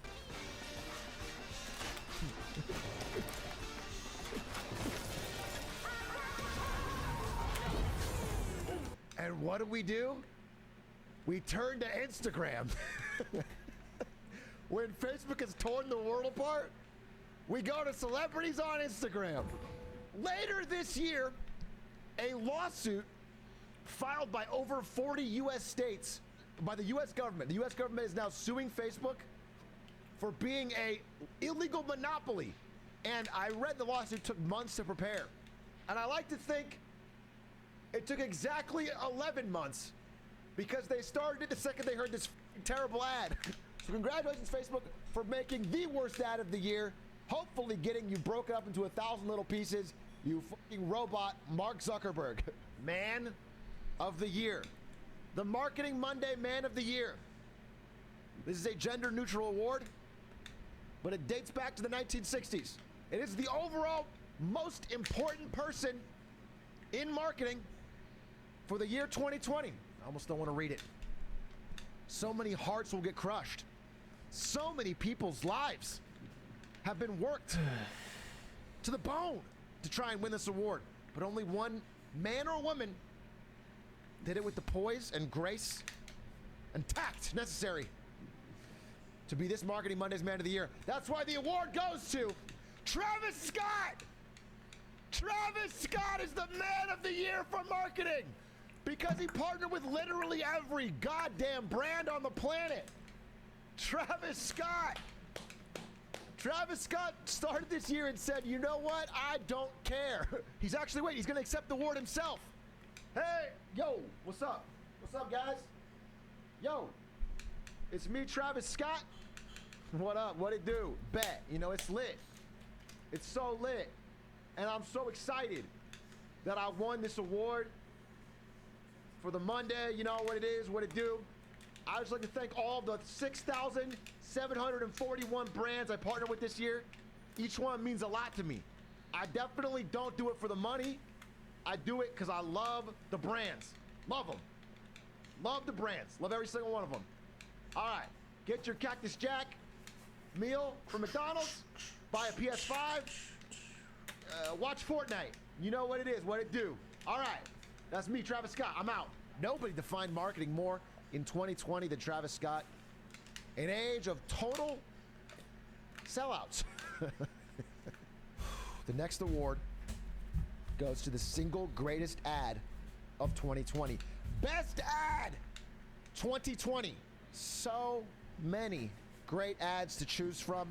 We've reviewed many of them right here on this very show. Often on a Tuesday. Obviously could not be Sprite Cranberry though, because that was not came out this year. Obviously. Stop asking. Stop saying Sprite Cranberry because it couldn't be. It wasn't this year. But it could be any ad released this year. Facebook Group's Kazoo, perhaps? And the Marketing Monday, the Monday for Best Ad of the Year goes to Frames Win Games! Frames Win Games! Kidding. The best ad of the year, truly, and I looked at a lot of them, was Nike's You Can't Stop Us ad.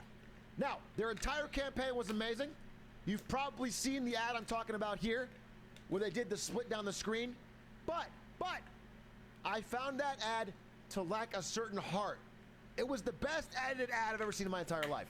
The other Nike ad from this campaign, the Comeback Kid ad, I think is the best ad of the year.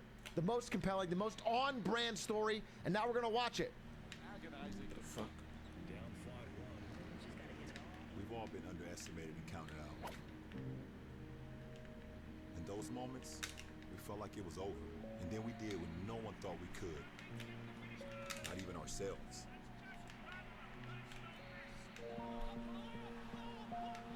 We came back from the impossible. From being broken. Right now, we're fighting for something much bigger than a win or championship.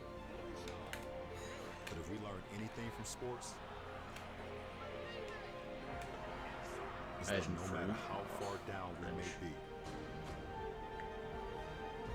we are never too far down to come back. Boom, baby! I thought that was a fantastic ad for a lot of reasons.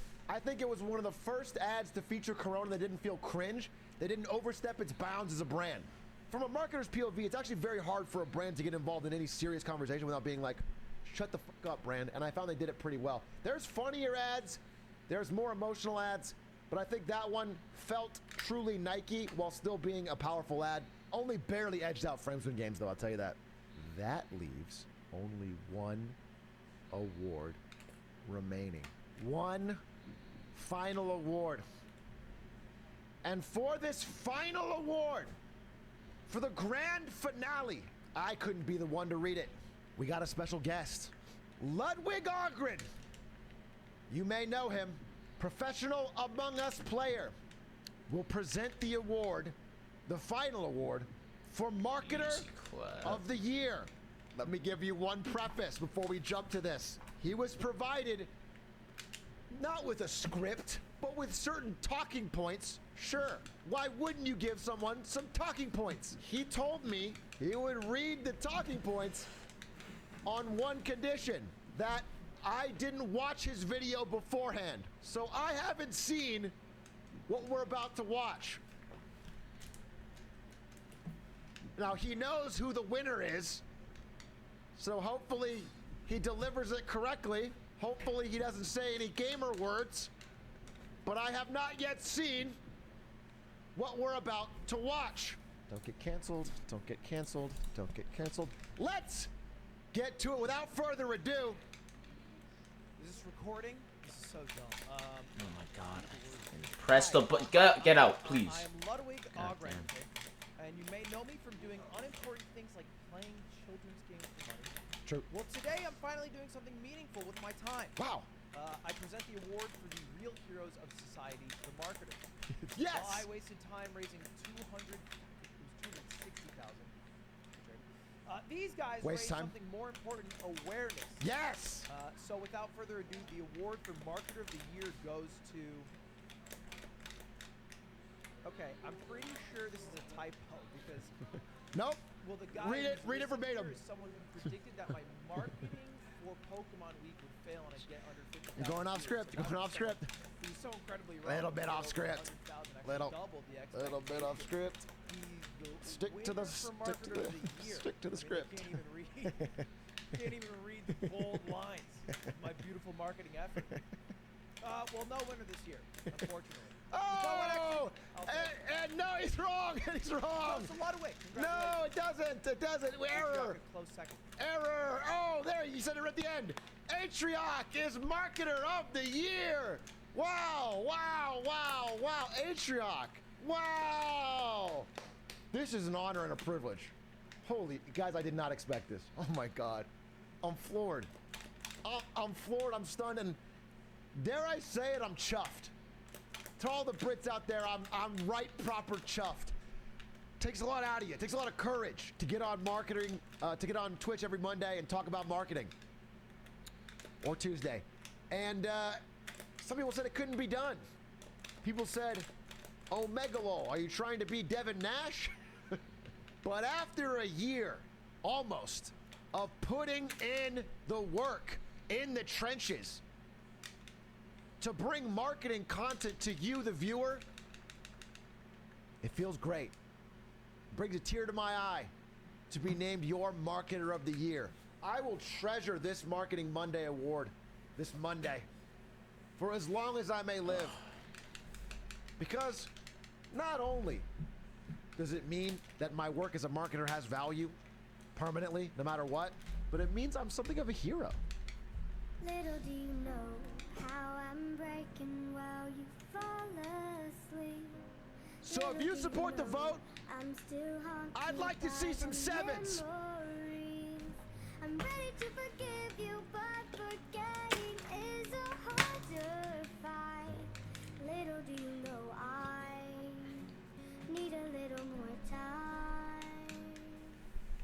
And that, my friends, is the end of the Marketing Monday Awards.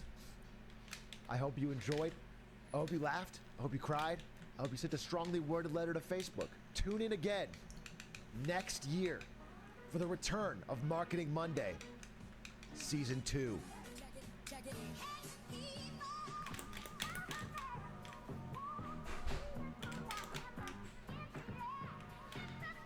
Bitch, get the fuck out my way. Ain't got time for you.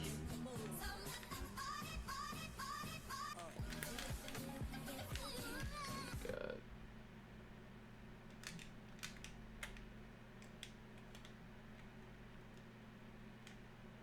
Batman Beyond is my favorite cartoon of all time, but it is weird and dark as hell.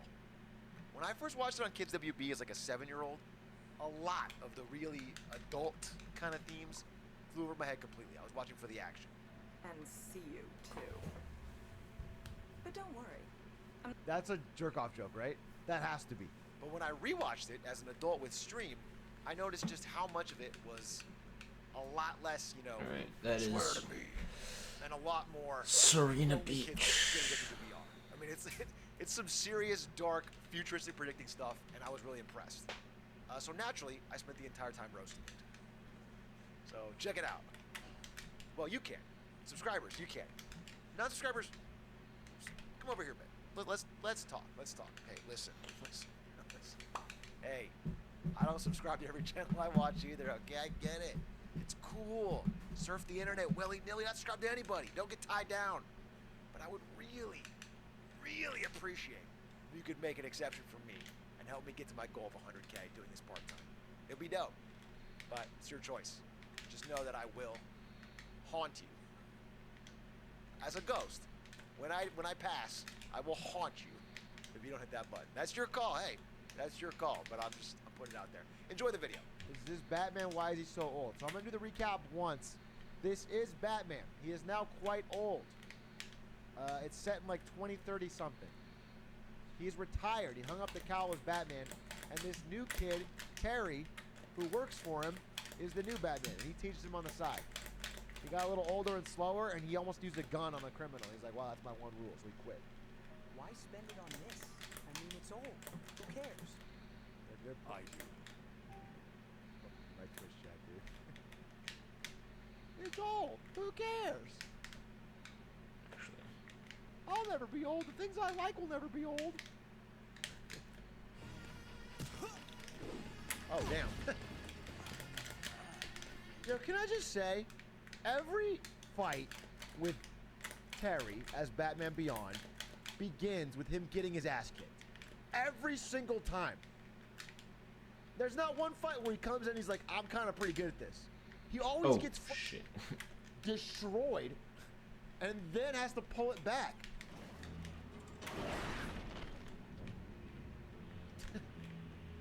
This guy should just be his own thing. He should start his own gang, just a strong in his hell gang.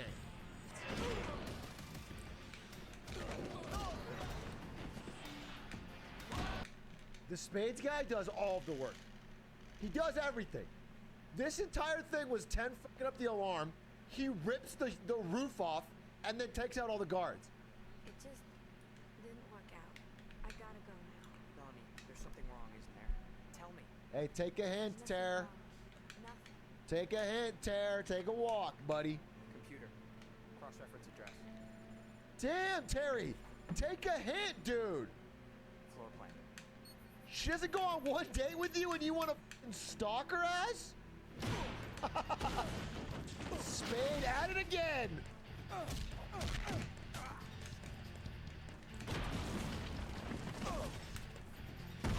Oh my God. Oh, what's that? What the fuck? Yo, what happened to Do Not Kill Batman? Oh my God, dude. He just kicked him down fucking 7 stories and tossed a bomb after him. Yo, that's not a Batman thing to do. Dude, Batman, here's the deal. If you're getting your ass kicked by a high school fucking space lacrosse coach, you're not going to be able to beat the supervillains, okay? This should be a fucking freebie. This should be tap it in. A high school lacrosse coach should not be able to beat your ass. Slappers are a gateway drug to G Fuel. That was actually well said, yeah. Listen, I need to have a serious PSA for a second. Tell all my chatters I think G Fuel. Okay? You can get clean. You can stop. I almost Jack. fucked it up I by know going you for think the you need fucking G Fuel dive. to get through the day, to get through your daily Valorant grind, to get to gold in League of Legends. You can do it without it. Okay? You are strong gamers. You don't need G Fuel. You really mean that? I do. But if you can't break the addiction, code atrioc at checkout gets you 10% off. Cookies and cream, G Fuel. Very tasty, very good. Snort it. Whatever you gotta do, dude. Terry, wake up! Terrible fantasy. I guess it's not your fantasy, huh? 40 dead in traffic pileup as Batman fucking flames the fucking windshields of 2 cars. They never talk about the collateral damage, dude. That's why I'm staying here. Even if they don't pay me what I'm worth. You listen to me. You're the only one who ever has. Ink. Twitch streamer. Here, 3 sub. Terry, just in case. What? Oh, ice gun. I thought you just had the blicky, dude. I know we have a code, but take the guy, dude. Stay strapped, Terry. For real, stay strapped, my son. This is you guys. You got your Coomer fucking calendar. You got your snacks. You got your exposed pipes. And you just make a little joke to yourself and smack a pretzel. Boomer. Maybe your heart will give out. Yo. This is the police. Put your weapon down. Defund the fucking police. What is this, dude? What is this? Police do not need this. This is like an alien assault vehicle from Halo, dude. What the fuck is this, Gotham? Oh boy, we going fishing. The meme! The meme! He said the line! That's one of the greatest lines, dude. That line is so iconic. Not even just for the meme, but just as a show, like in this show in general. What an line! What the fuck is this, Gotham? You have the slightest idea how little that narrows it down. The meme! The meme! He said the line! That's one of the greatest lines, dude. That line is so iconic. Not even just for the meme, but just as a show, like in this show in general. What an epic thing for the villain to say, dude.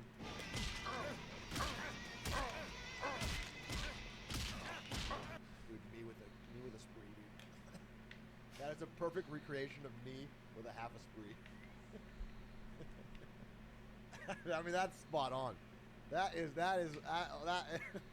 even the same face, dude. Oh no.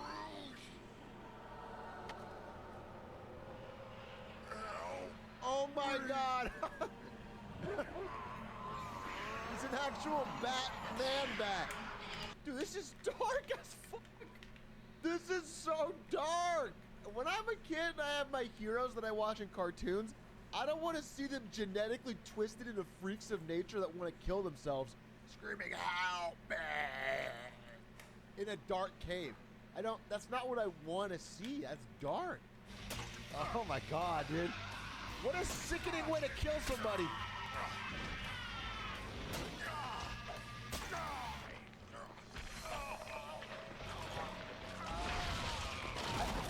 It's not... He's already extrajudicial, right? Batman operates outside the police. And now he determines if he doesn't like a villain bad enough, he can stuff them, he can basically OD them. Until it's dark. It's torture. It's torturing criminals is what it is. This man should be arrested, obviously. Should Batman decide if he deserves to be tortured? To be not sure.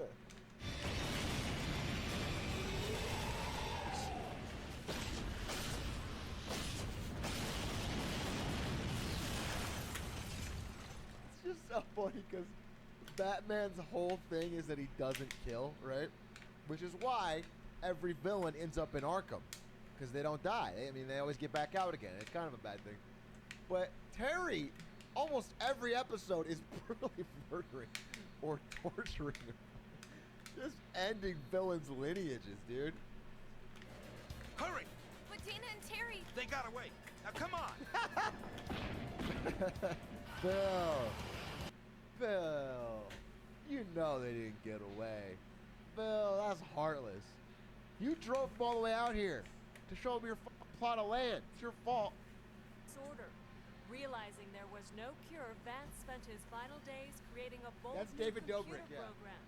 By digitizing his brain impulses, it was Vance's dream to guide his company from beyond the grave. Jesus. Work hard, save your money, and remember the customer is always right. There's so many things I have to say about that. Wow, I don't even know where to begin. First of all, your UI leaves a lot to be desired. You spent hundreds of millions of dollars of your fortune as you died, and you couldn't get a better picture of your face than this skull? This creepy skull? What the fuck is happening with the camera? Secondly, From many obstacles to quality, but someone should already mention this. This is like almost verbatim one of the Amazon values, which is weird because this is 99, right? You think Jeff B watched the show and stole from it? How is this guy? What's the matter? How is this guy considered tough? Someone in chat said dress like a traffic cone. I can't unsee it.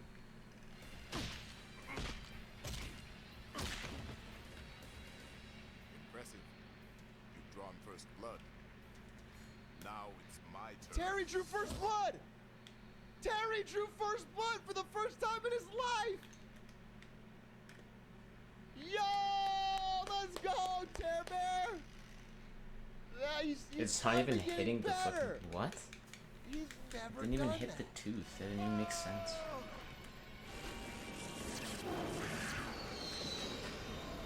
What the fuck? Did a man with PTSD just jump on a train track and kill himself and Batman didn't even try to save him?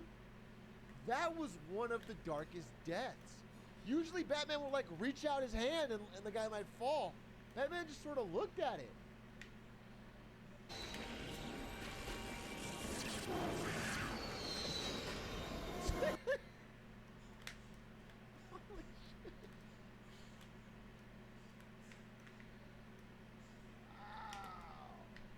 Melanie, or should I say 10? Uh-oh. If you hate me, I understand. What I did to you before, I didn't have a choice.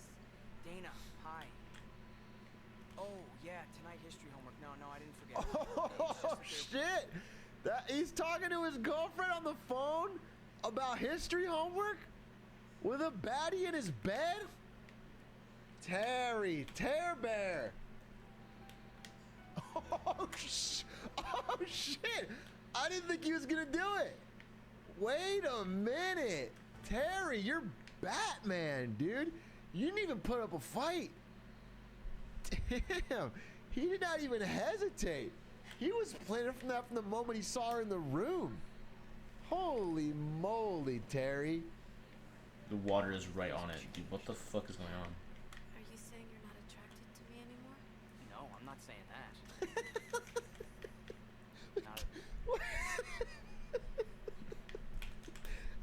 It's a kid's show! It's a kid's show! And also... they just did the top to bottom ogle on her, dude! Whoa! I'm hitting the tooth fucking direct. Whoa! I can't believe This is they the did the slowest fucking this fight has camera been for pan. me. It's an animation. You don't have to do that. He's the hero. He's got a girlfriend. They just implied sex, too. Whoa, whoa. He also said that like such a dweeb, dude. No, I think you're hot. At all. What are you doing here in the dark? Watching the sunset. That was an hour ago. Uh-oh. I know, but they're gonna do an instant replay. Instant replay. Yeah, That's my YouTube comments.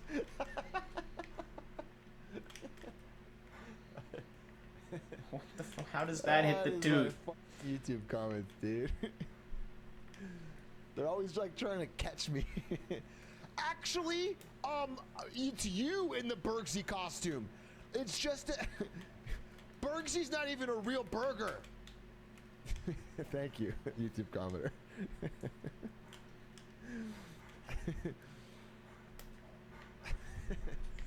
No, chat. No. It's they're dumb. That's what I'm saying. The comments are so dumb. No, obviously Bergsy's real. You guys know that. Twitch chat is way smarter than YouTube. I'm saying the YouTube commenters are so stupid. They think he's not real. Be sure to Prime. This is for a kid named Terry McGinnis. If you come out, I swear to God. and I don't, will you give it to him? You're so stupid. It's so obvious. He talks like Terry. He climbs on top of you like Terry. 2, please. 46 credits. Terry, if you need some credits. It's okay, I got a few in my pack.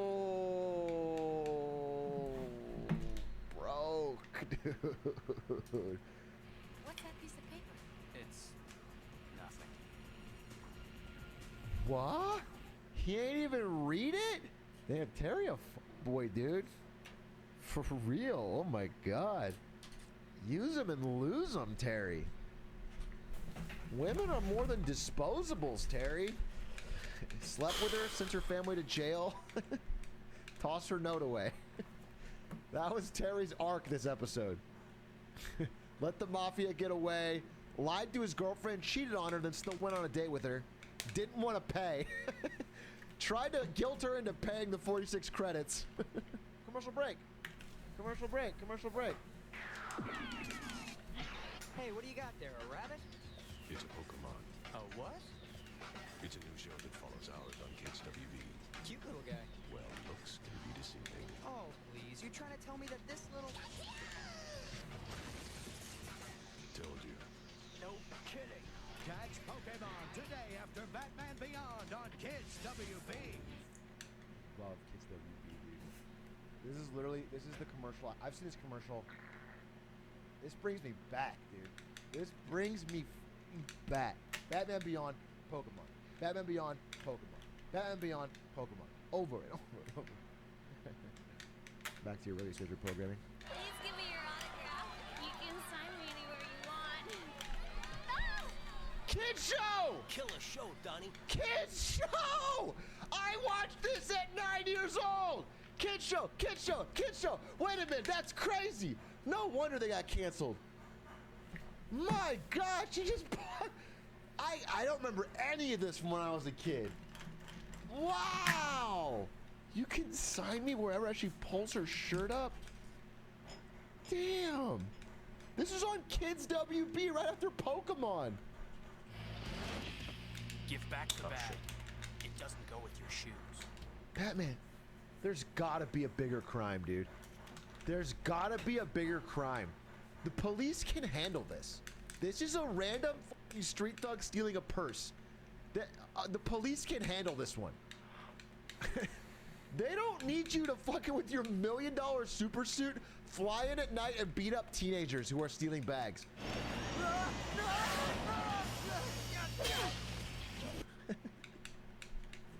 This is why you shouldn't get involved.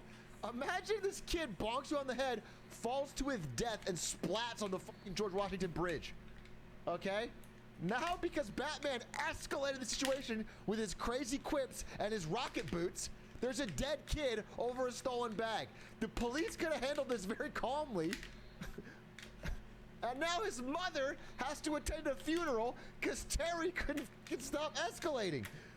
We don't need a billionaire Batman for these type of crimes. Supervillains only.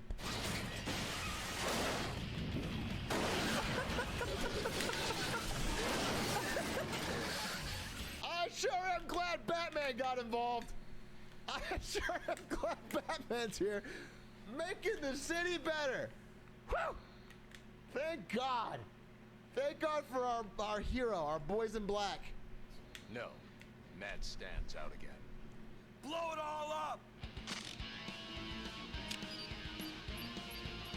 Matt Stans? This is Stans in 2030 easy, dude. Look around, Batman. Society's crumbling, and Gen G just lost, apparently, in this future. This is as a Stans. society, we're drowning in a quagmire of vid clips, email, and sound bites. We can't absorb it all. There's only one sane. This is actually Stans. This is actually Boomer Stans. Oh my god, they actually modeled it after him.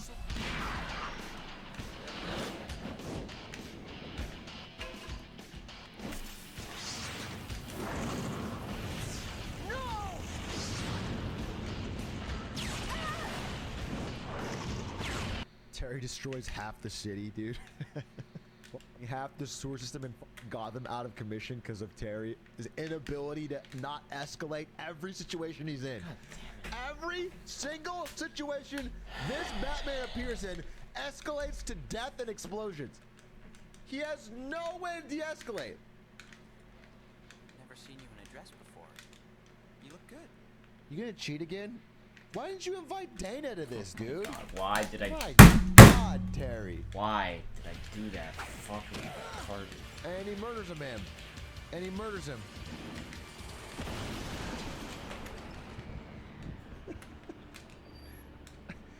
You don't even know if he was There's evil yet. You broke and entered. All you know is that there's a girl who called you and told her where this house was. You stalked her from a clue. GPT in her dream showed up and murdered her dad. That's crazy.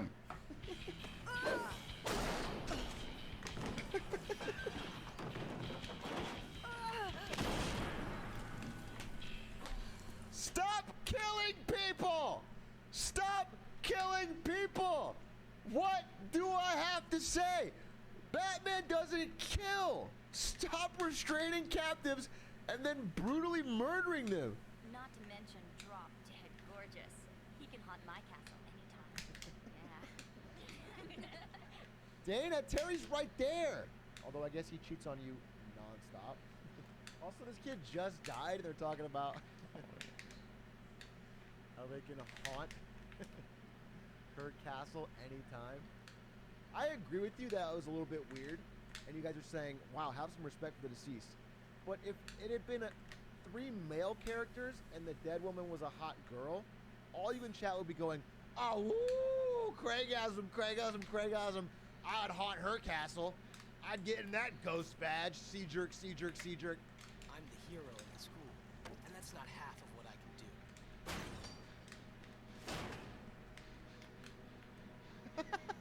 Nice. You're such an idiot. You've lived in this cell for months and years. You didn't notice the camera till just now?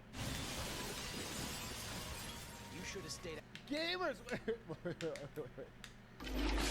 With the glass ceiling broken, all the oppressed groups shall prosper, especially Oh my the God. most oppressed group of all, gamers. Glass ceiling broken, all the oppressed groups shall prosper, especially the most oppressed group of all, gamers. I was so confused. I thought I hit press play on the episode and it played the same video again, and I was like, wait, is he actually can say that? I was about to freak, dude. I thought it was actually in episode. You see my face? Episode, and it played the same video. The most oppressed group of all, gamers. I was so confused. I thought I hit press play on the episode, and it played the same video again, and I was like, wait, is he actually can say that? I was about to freak, dude. I thought it was actually in episode.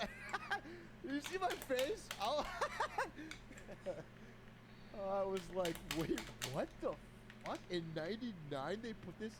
It's not fair. You have powers. I'll stand a chance. Okay, if that's how you want to play it, mano a mano. No powers.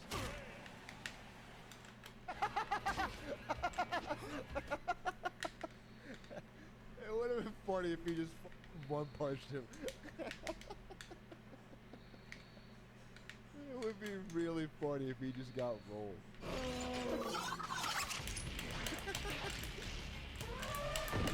Batman versus a regular zoo elephant. How far he's fallen, dude. Batman literally fighting zoo animals.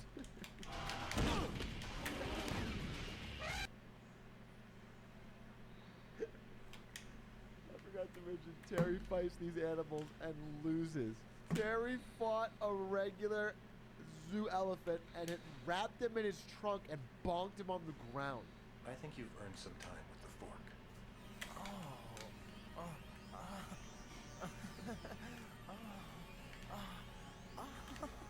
This is Zoomers when I play this video. Zoomers.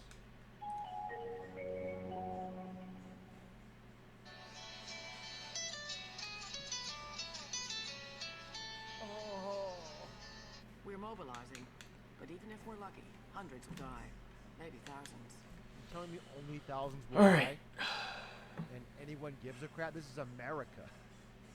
Dude, we had thousands die of corona like yesterday. Wow, move on. We'll just get through it. We'll ignore it. Who cares about all the dying people when we have the fork?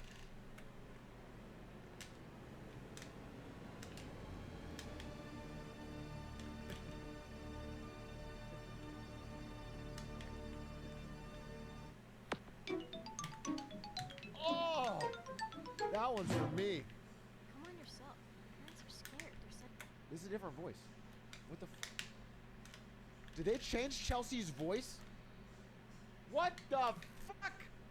Not my Batman! Damn, you really let your voice be heard. You sent the principal an email in font size 72. Unshui. That's what I think of this new solution.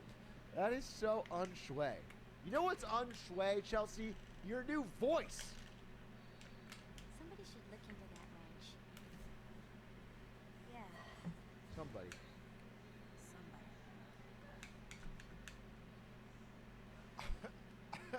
I said it as a joke to my stream. But if you are trying to actually... It's so obvious. How stupid do they think Dana is, dude? I swear to God, they treat Dana like an idiot. They're not subtle at all, and they treat Dana like an idiot. Dana needs to find a different friend group. Because her friends think she's dumb, and her boyfriend cheats on her. That was so not subtle. Somebody, Terry, or should I say, Batman. Anyone, Terry, let you alone gotta get kids. me out of here. It's a That's dark. gonna happen, Chills. Just as soon as someone I know sees this video. In the meantime, just try to stay shui for another day or two, okay? Imagine telling a torture victim, try to stay shui for another day or two. Hey, stay shui though. That's crazy. Look, she's crying. Oh, read the room, Terry. That is a crazy thing to say. She's crying from being tortured in a prison, and he sneaks in. Gotta try to stay shui. Oh, I'm for him. Oh, for him. I'm in. Good. Wait, was he supposed to be sneaky here? Was that... This is Terry sneaking into a building?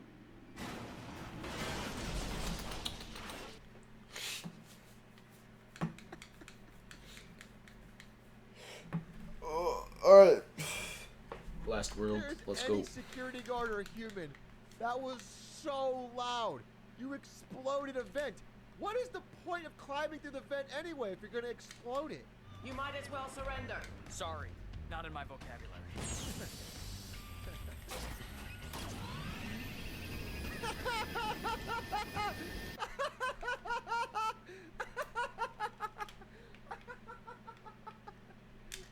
Oh my, are you fucking my ass, Mario? No, you asshole. God, grabs it for a That is fucking so second. stupid on both sides. His answer to 1,000 guns being trained on him is to throw a smoke bomb on the ground She shot at you last time when you ran away. You're just gonna get gunned down.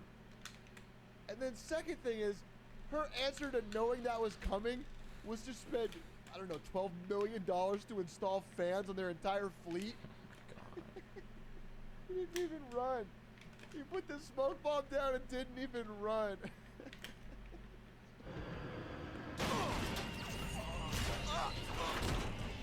What are these gadgets? Wait, what the hell is this? Why would you install a net that can trap... If a human being happens to fall on your roof right here? That's such a specific use case. What if he fell right here?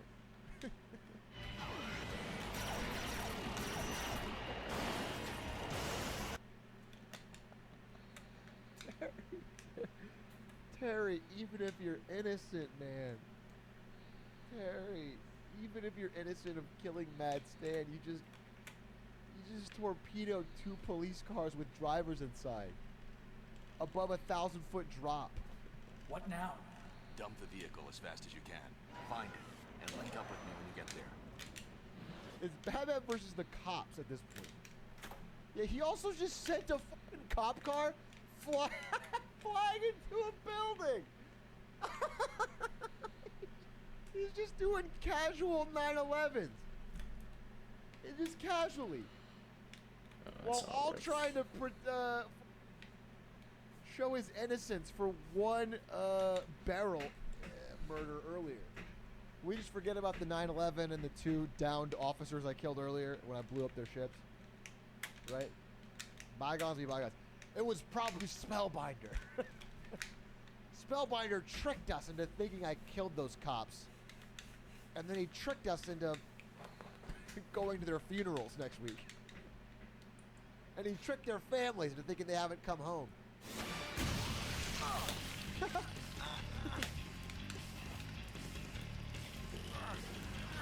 Don't do it. I was gonna say, how long can we last till somebody says cum gun or coom? I was gonna do a counter, but before I could even say that, someone was instant.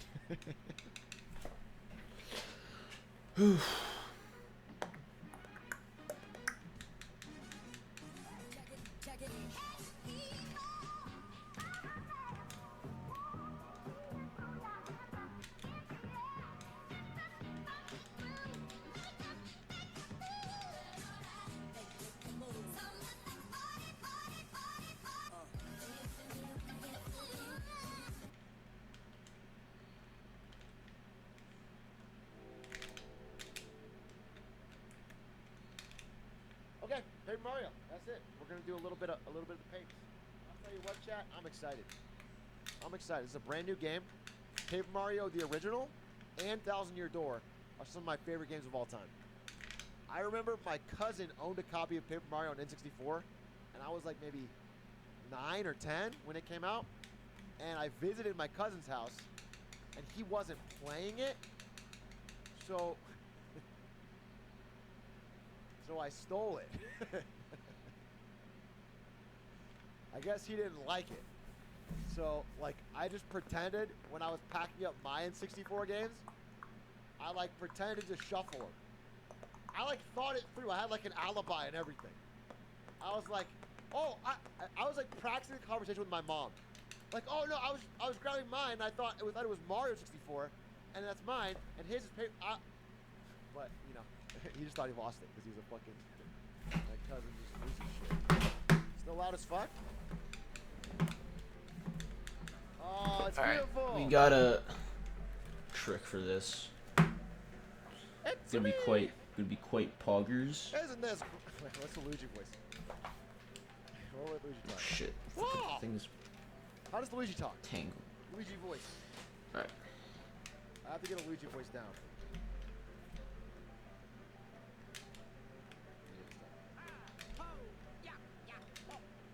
Yeah. Isn't this great, bro? Back on the road again together and heading to some kind of festival. Oh, and of course I mess it up. What did the invitation say again? You know what's funny? I've never messed that up since I started playing And this I game. can't wait to say hello to This is the Princess first Peach. time. Love that. It's been a while. Yes, Luigi's from Georgia. That's backstory. Everyone knows that. Everyone knows that. Fucking idiots. You guys don't know? Redneck Luigi?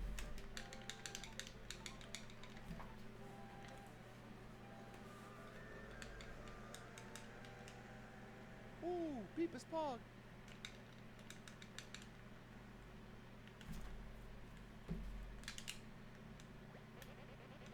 Here we are. Toad Town. And there's Peach's Castle.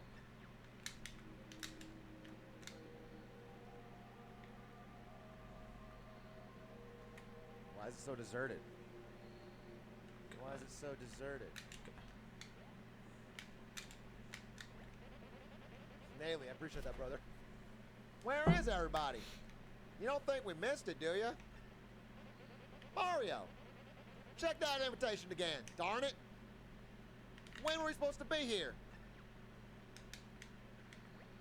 Something tells me Bowser's involved. You are invited to an origami festival in fabulous Toad Town. Date OOXX. Yours truly, Peach. Well, it's the right day. You think they're still getting things ready?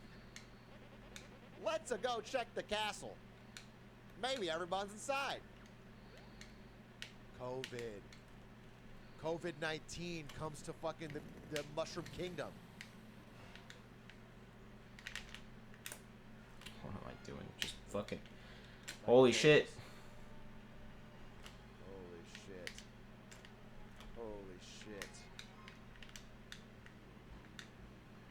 Holy shit. Okay. Please. The game is beautiful. This game is already beautiful. What the... Oh, can someone update the game if it's not updated? To Origami King.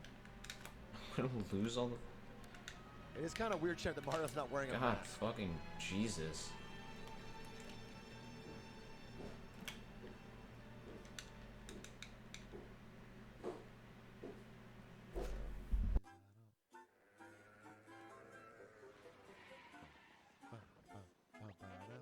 Here we are, Peach's Castle. I'm gonna go park the cart, okay? I don't want to tip the valet. Cheap bastard. Cheap bastard. Luigi, we got coins coming out of our fucking ass. Tip the valet. Cheap ass fucking. Sorry for the wait, bro. Let's go see the princess. I'm in control. Jump. Pog, pog, pog.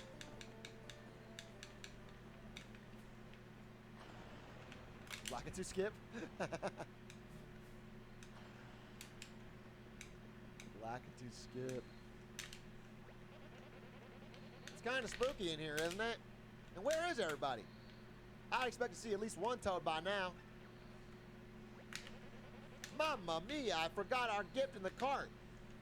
I'll just dash over and get it.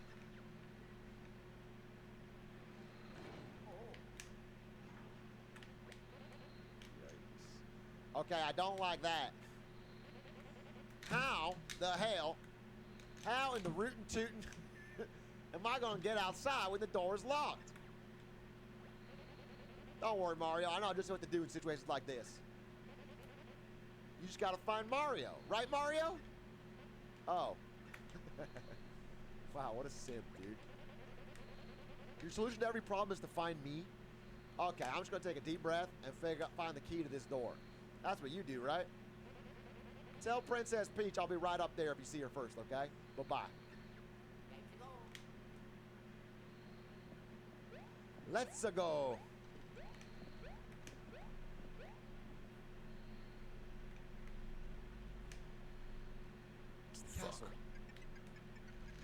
Oh, fuck you, bitch. Is this Bowser?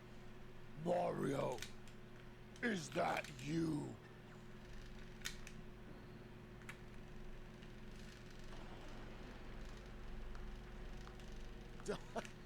I was doing my Bowser voice as a joke. How good to see you. Answer me. Wait, what the fuck? Answer me this. Shouldn't the Mushroom Kingdom unfold and be refolded unto glory? Yeah, I mean, whatever. Whatever you want, honey. Yes, honey, yes. And what of those toads? Shouldn't they be silenced for all of eternity? I mean, it's your kingdom. Ma'am, I'm just the plumber. Ma'am, I'm just the plumber. I'm here to get some Princess Poontang. So whatever you want. I mean, don't really... I see. Last question. Will you crease yourself and be reborn like me? You asked me to fold with you? We're in, boys. We're in, boys. She's asking us to crease with her. In Paper Mario terms, that means we're in. Hell yes. Alright, this is... Right answer. might be where it all goes matters wrong. not. Your replies are all paper thin. Goodbye.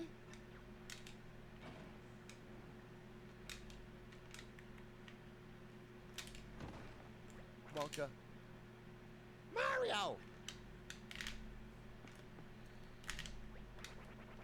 I always gotta Wait, make what a fucking black- fruit did it need? Wait, wait, Shit. again? I always who's this? Who's talking? I'm gonna just say banana. Always got. That's what I feel. Always gotta make a flashy entrance, huh? It's coconut, okay. Oh, green screen. Oh, good call. Let's green screen it. Boom. Peepus. Peepus. Yo! Damn, I haven't used this in a minute. This looks good. Dude, with my new camera, green screen looks pretty good, actually. Oh, fuck. Are you here for the Origami Festival too?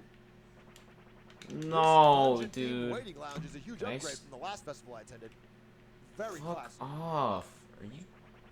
You ain't seen Master Bowser No, yet, shut have up. you? It ain't like the big lug to leave us minions hanging at this public event. I swear to God. Can I just not get it? What? What does Goomba sound like? Goomba. This is Goomba, so Goomba, stupid. Goomba. Goomba. Okay. Whoa! Bit of a lighter voice. Whoa, Mario, you're here? I'm a big fan. I mean, I always wanted to battle you. Even if I get stomped, it would be an honor. Wow, this is all so exciting. First I see Princess Peach, and now you. I gotta say, the princess was a little different than I expected. Less lifelike. Bad idea. Such a bad idea. Come with Such a bad us. idea. Such a bad idea. Yeah, what's next? I've never seen a toad before. Hold on, Please hold tell me on. it's a toad. Still possible. God Yeah, damn. babe. I got so fucking greedy there. Why did I do that? Oh my god. Please load. God Now, and everyone's origami. And us flat 2D folks are being herded off like Holocaust style into camps. Yeah, it's a dark story right off the bat. What do you think Goomba sounds like? If you had to read this in Goomba.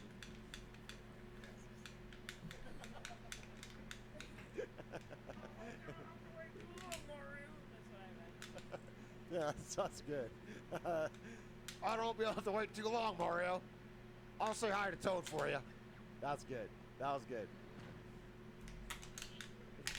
He's looking pretty angry. Yeah, you're. Her voice is deeper than mine.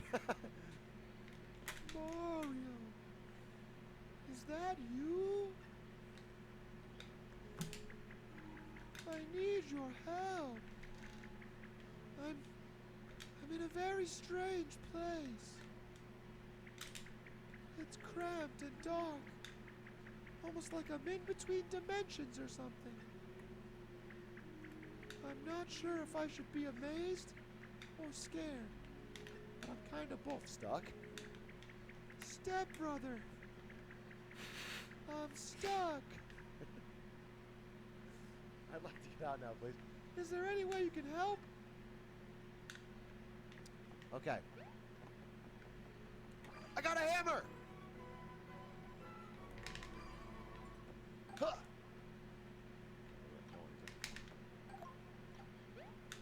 Huh, huh. You can't stop me now. Alright, we're gonna need to get First coin. both I'm of these 1-ups. I'm rich. Because you die a lot in this level. Did something light up at your feet? At least I do. Circle? Probably. That's good, I think. I mean, I'm not really sure what you're supposed to do. This is gonna be tough toenails right here. Can you try to use it somehow? But sure.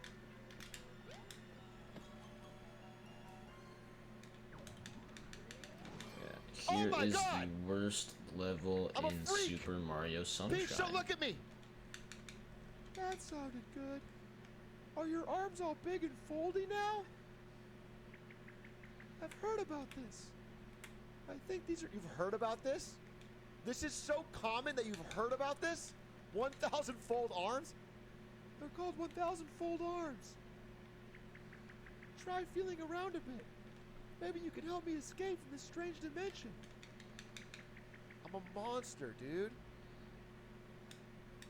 Maybe try pressing R to reset them. Alright, this is I'm using a this is the biggest problem in this level right here. It doesn't have a tilt in it. What a joke! He throws you like super far to the right like all the time. I'm soft locked already. Except now during the speedrun. Let's go, dude. I tried doing that, like just playing normally, and it always fucking threw me too far to the right. So let's go. How do you do this?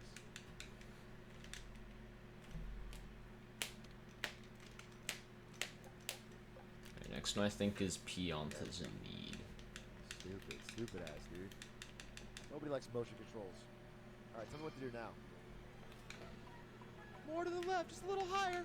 A little higher. More to the right. Just a little lower. A little to the left. Oh, shit! It wasn't Peach. It was... Starry. I shall call you Starry. Wow! I'm free from that weird dimension. Ow! I was just looking at that wall. You must be Mario. My name's Olivia. You'd probably like to know a lot more about me and why I was trapped like that, huh? But I don't know if I can do this voice very long. I don't think we really have time for that now. Maybe we should just get out of here.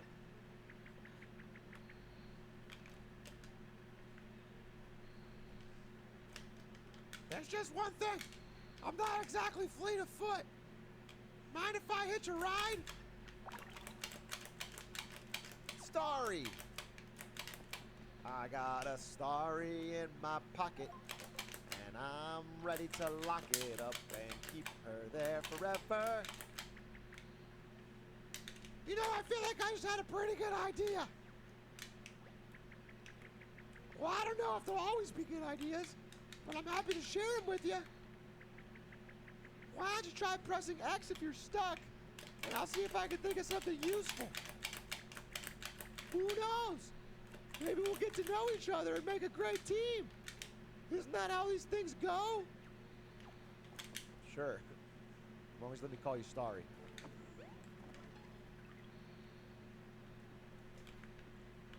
Let me go. Okay, I'm getting my bearings.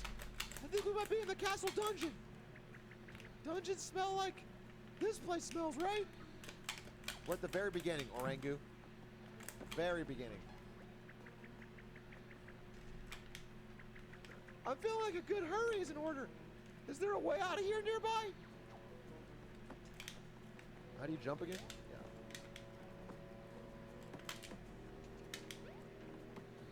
Always check everything here, Mario.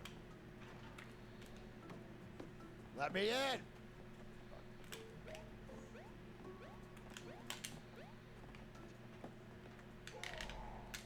Hey! Knock it off!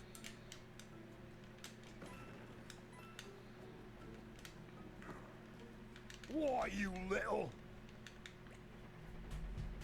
I can see what you're about to do to my minion, and I order you to cut it out!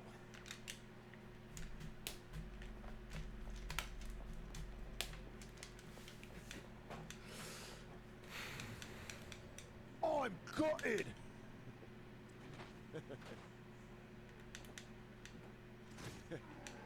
Oh shit, Bowser's not behind this? Oh! This is some Holocaust shit, dude! What are they doing? What did you see? Nothing terrifying, I hope. Alright, last actual star. That was the last of them.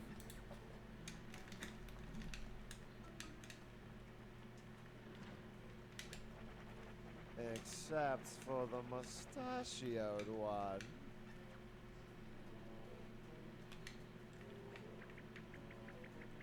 Okay, maybe I have time to explain one little thing. Those stiff-looking guys are called folded soldiers.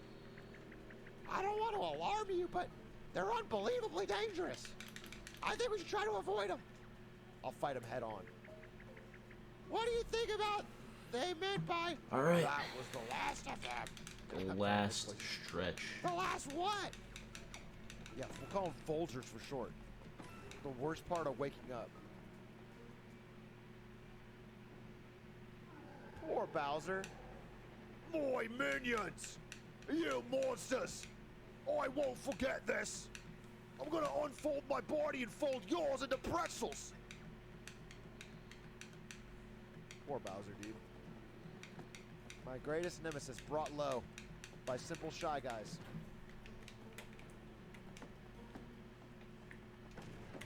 Free coins. Let's save Bowser. Mario! You're here too?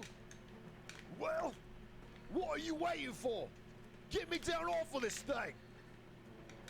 Even you know this is no way to treat royalty. Royalty? Oh, sorry. Royalty? Oh, nice to meet you. Is everyone in your kingdom also a face?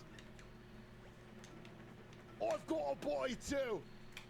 These faulty jerks just bent it in ways that I won't describe in detail right now. It's seen worse, believe me. Never mind that, I'm the great King Bowser and I demand to be set free and unfolded.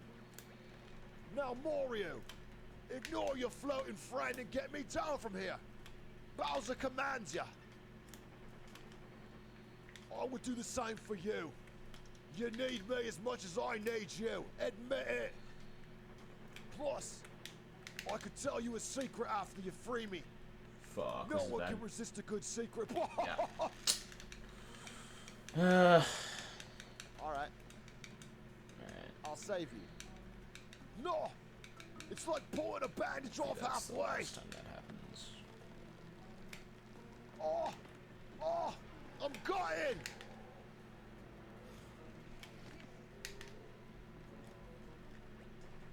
Oh! Oi!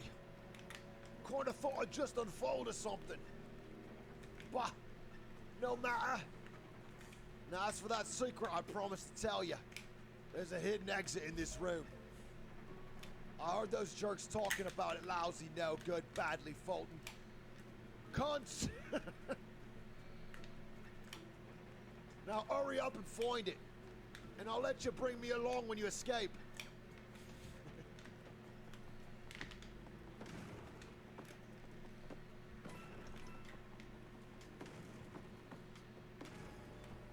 Alright. Folded arms. Folded Time arms. for the worst part of the game, this fucking dumbass boat. Yeah. Piece of shit. Hopefully it respawns. I don't know if it does. Oh, yes! those. See? Where would you be without me? Bowser! From jolly old England! You're really getting the hang of those 1,000 fold arms, Mario!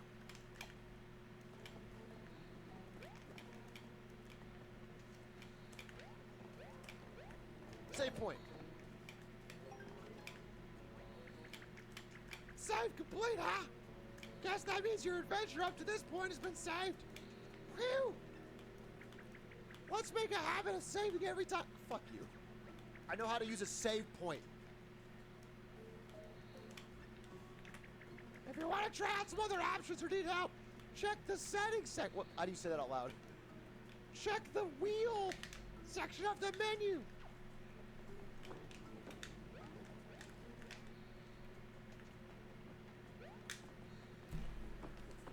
Okay.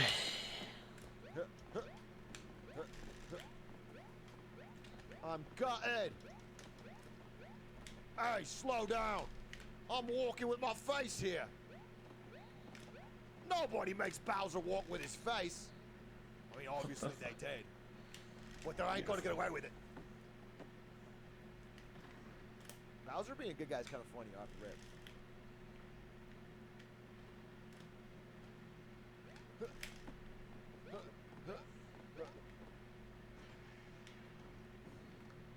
Nice, Carnivorous. Oh, fuck. Why are you still so flat? Why haven't you joined me in folded glory? Come. We can reshape you. Patience, princess. This will do just fine. So you're Mario, Princess Peach's hero, right? Yes. Believe you'll do quite well. Very crisp, bright colors. I can see it now. So what do you say? Will you volunteer your paper body to the cause? Or will we have to get crumply? Join us! Yes or no? This is dark for a kid's game. This is dark for a kid's game. Yeah, I'll join. Easy. Oh, really? God damn it. You expect me to fall for such a simple trick? Don't ask! Don't ask if you don't want me to answer. I'm giving you a yes. Don't ask if it's going to be a no matter what. Illusion of choice. Take a good, long look at Princess Peach. She's better this way, don't you think? No need to answer. Okay, well, I actually do want a choice. Actually, give me a choice, please. Let me answer. Because, oh, woo! Gosh, she's looking good. Ow! How did I fuck that up? No need to answer. God damn it, You'll soon man. feel the power. Fuck. You'll soon feel the power of origami for yourself. Folger, come forth.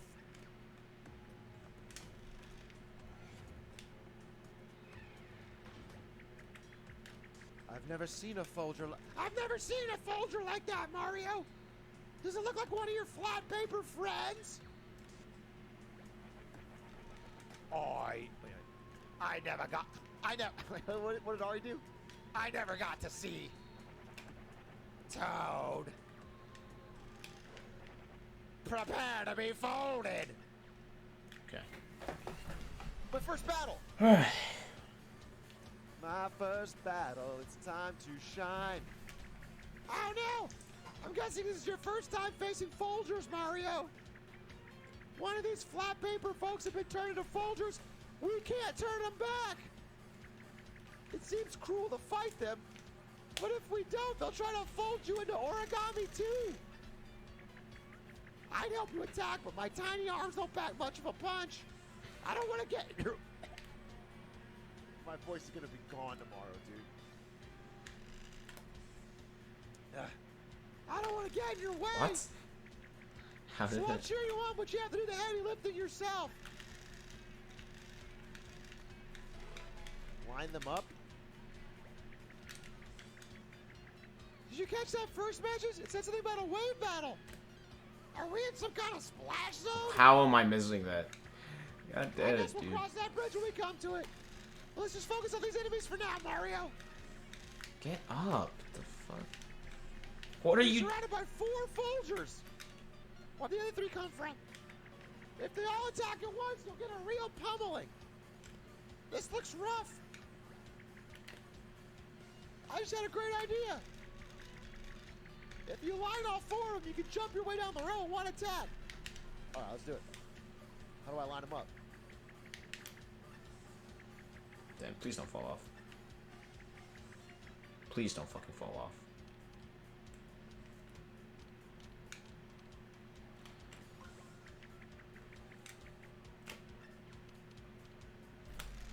Nice.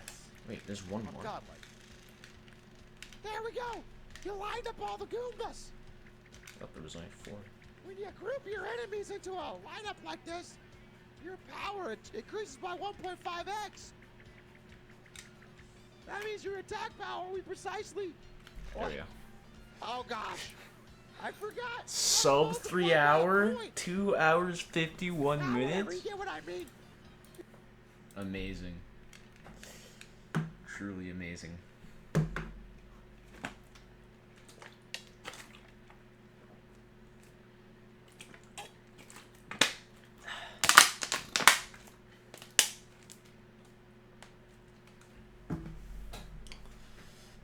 God damn.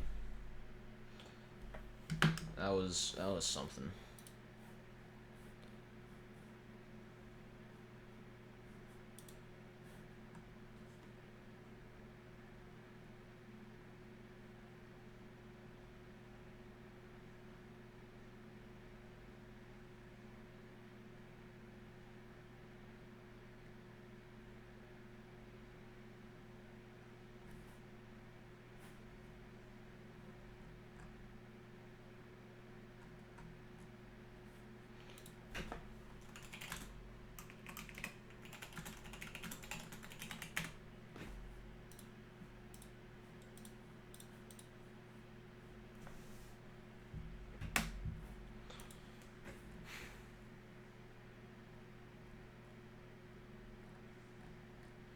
Alright, well, nowhere but up from here.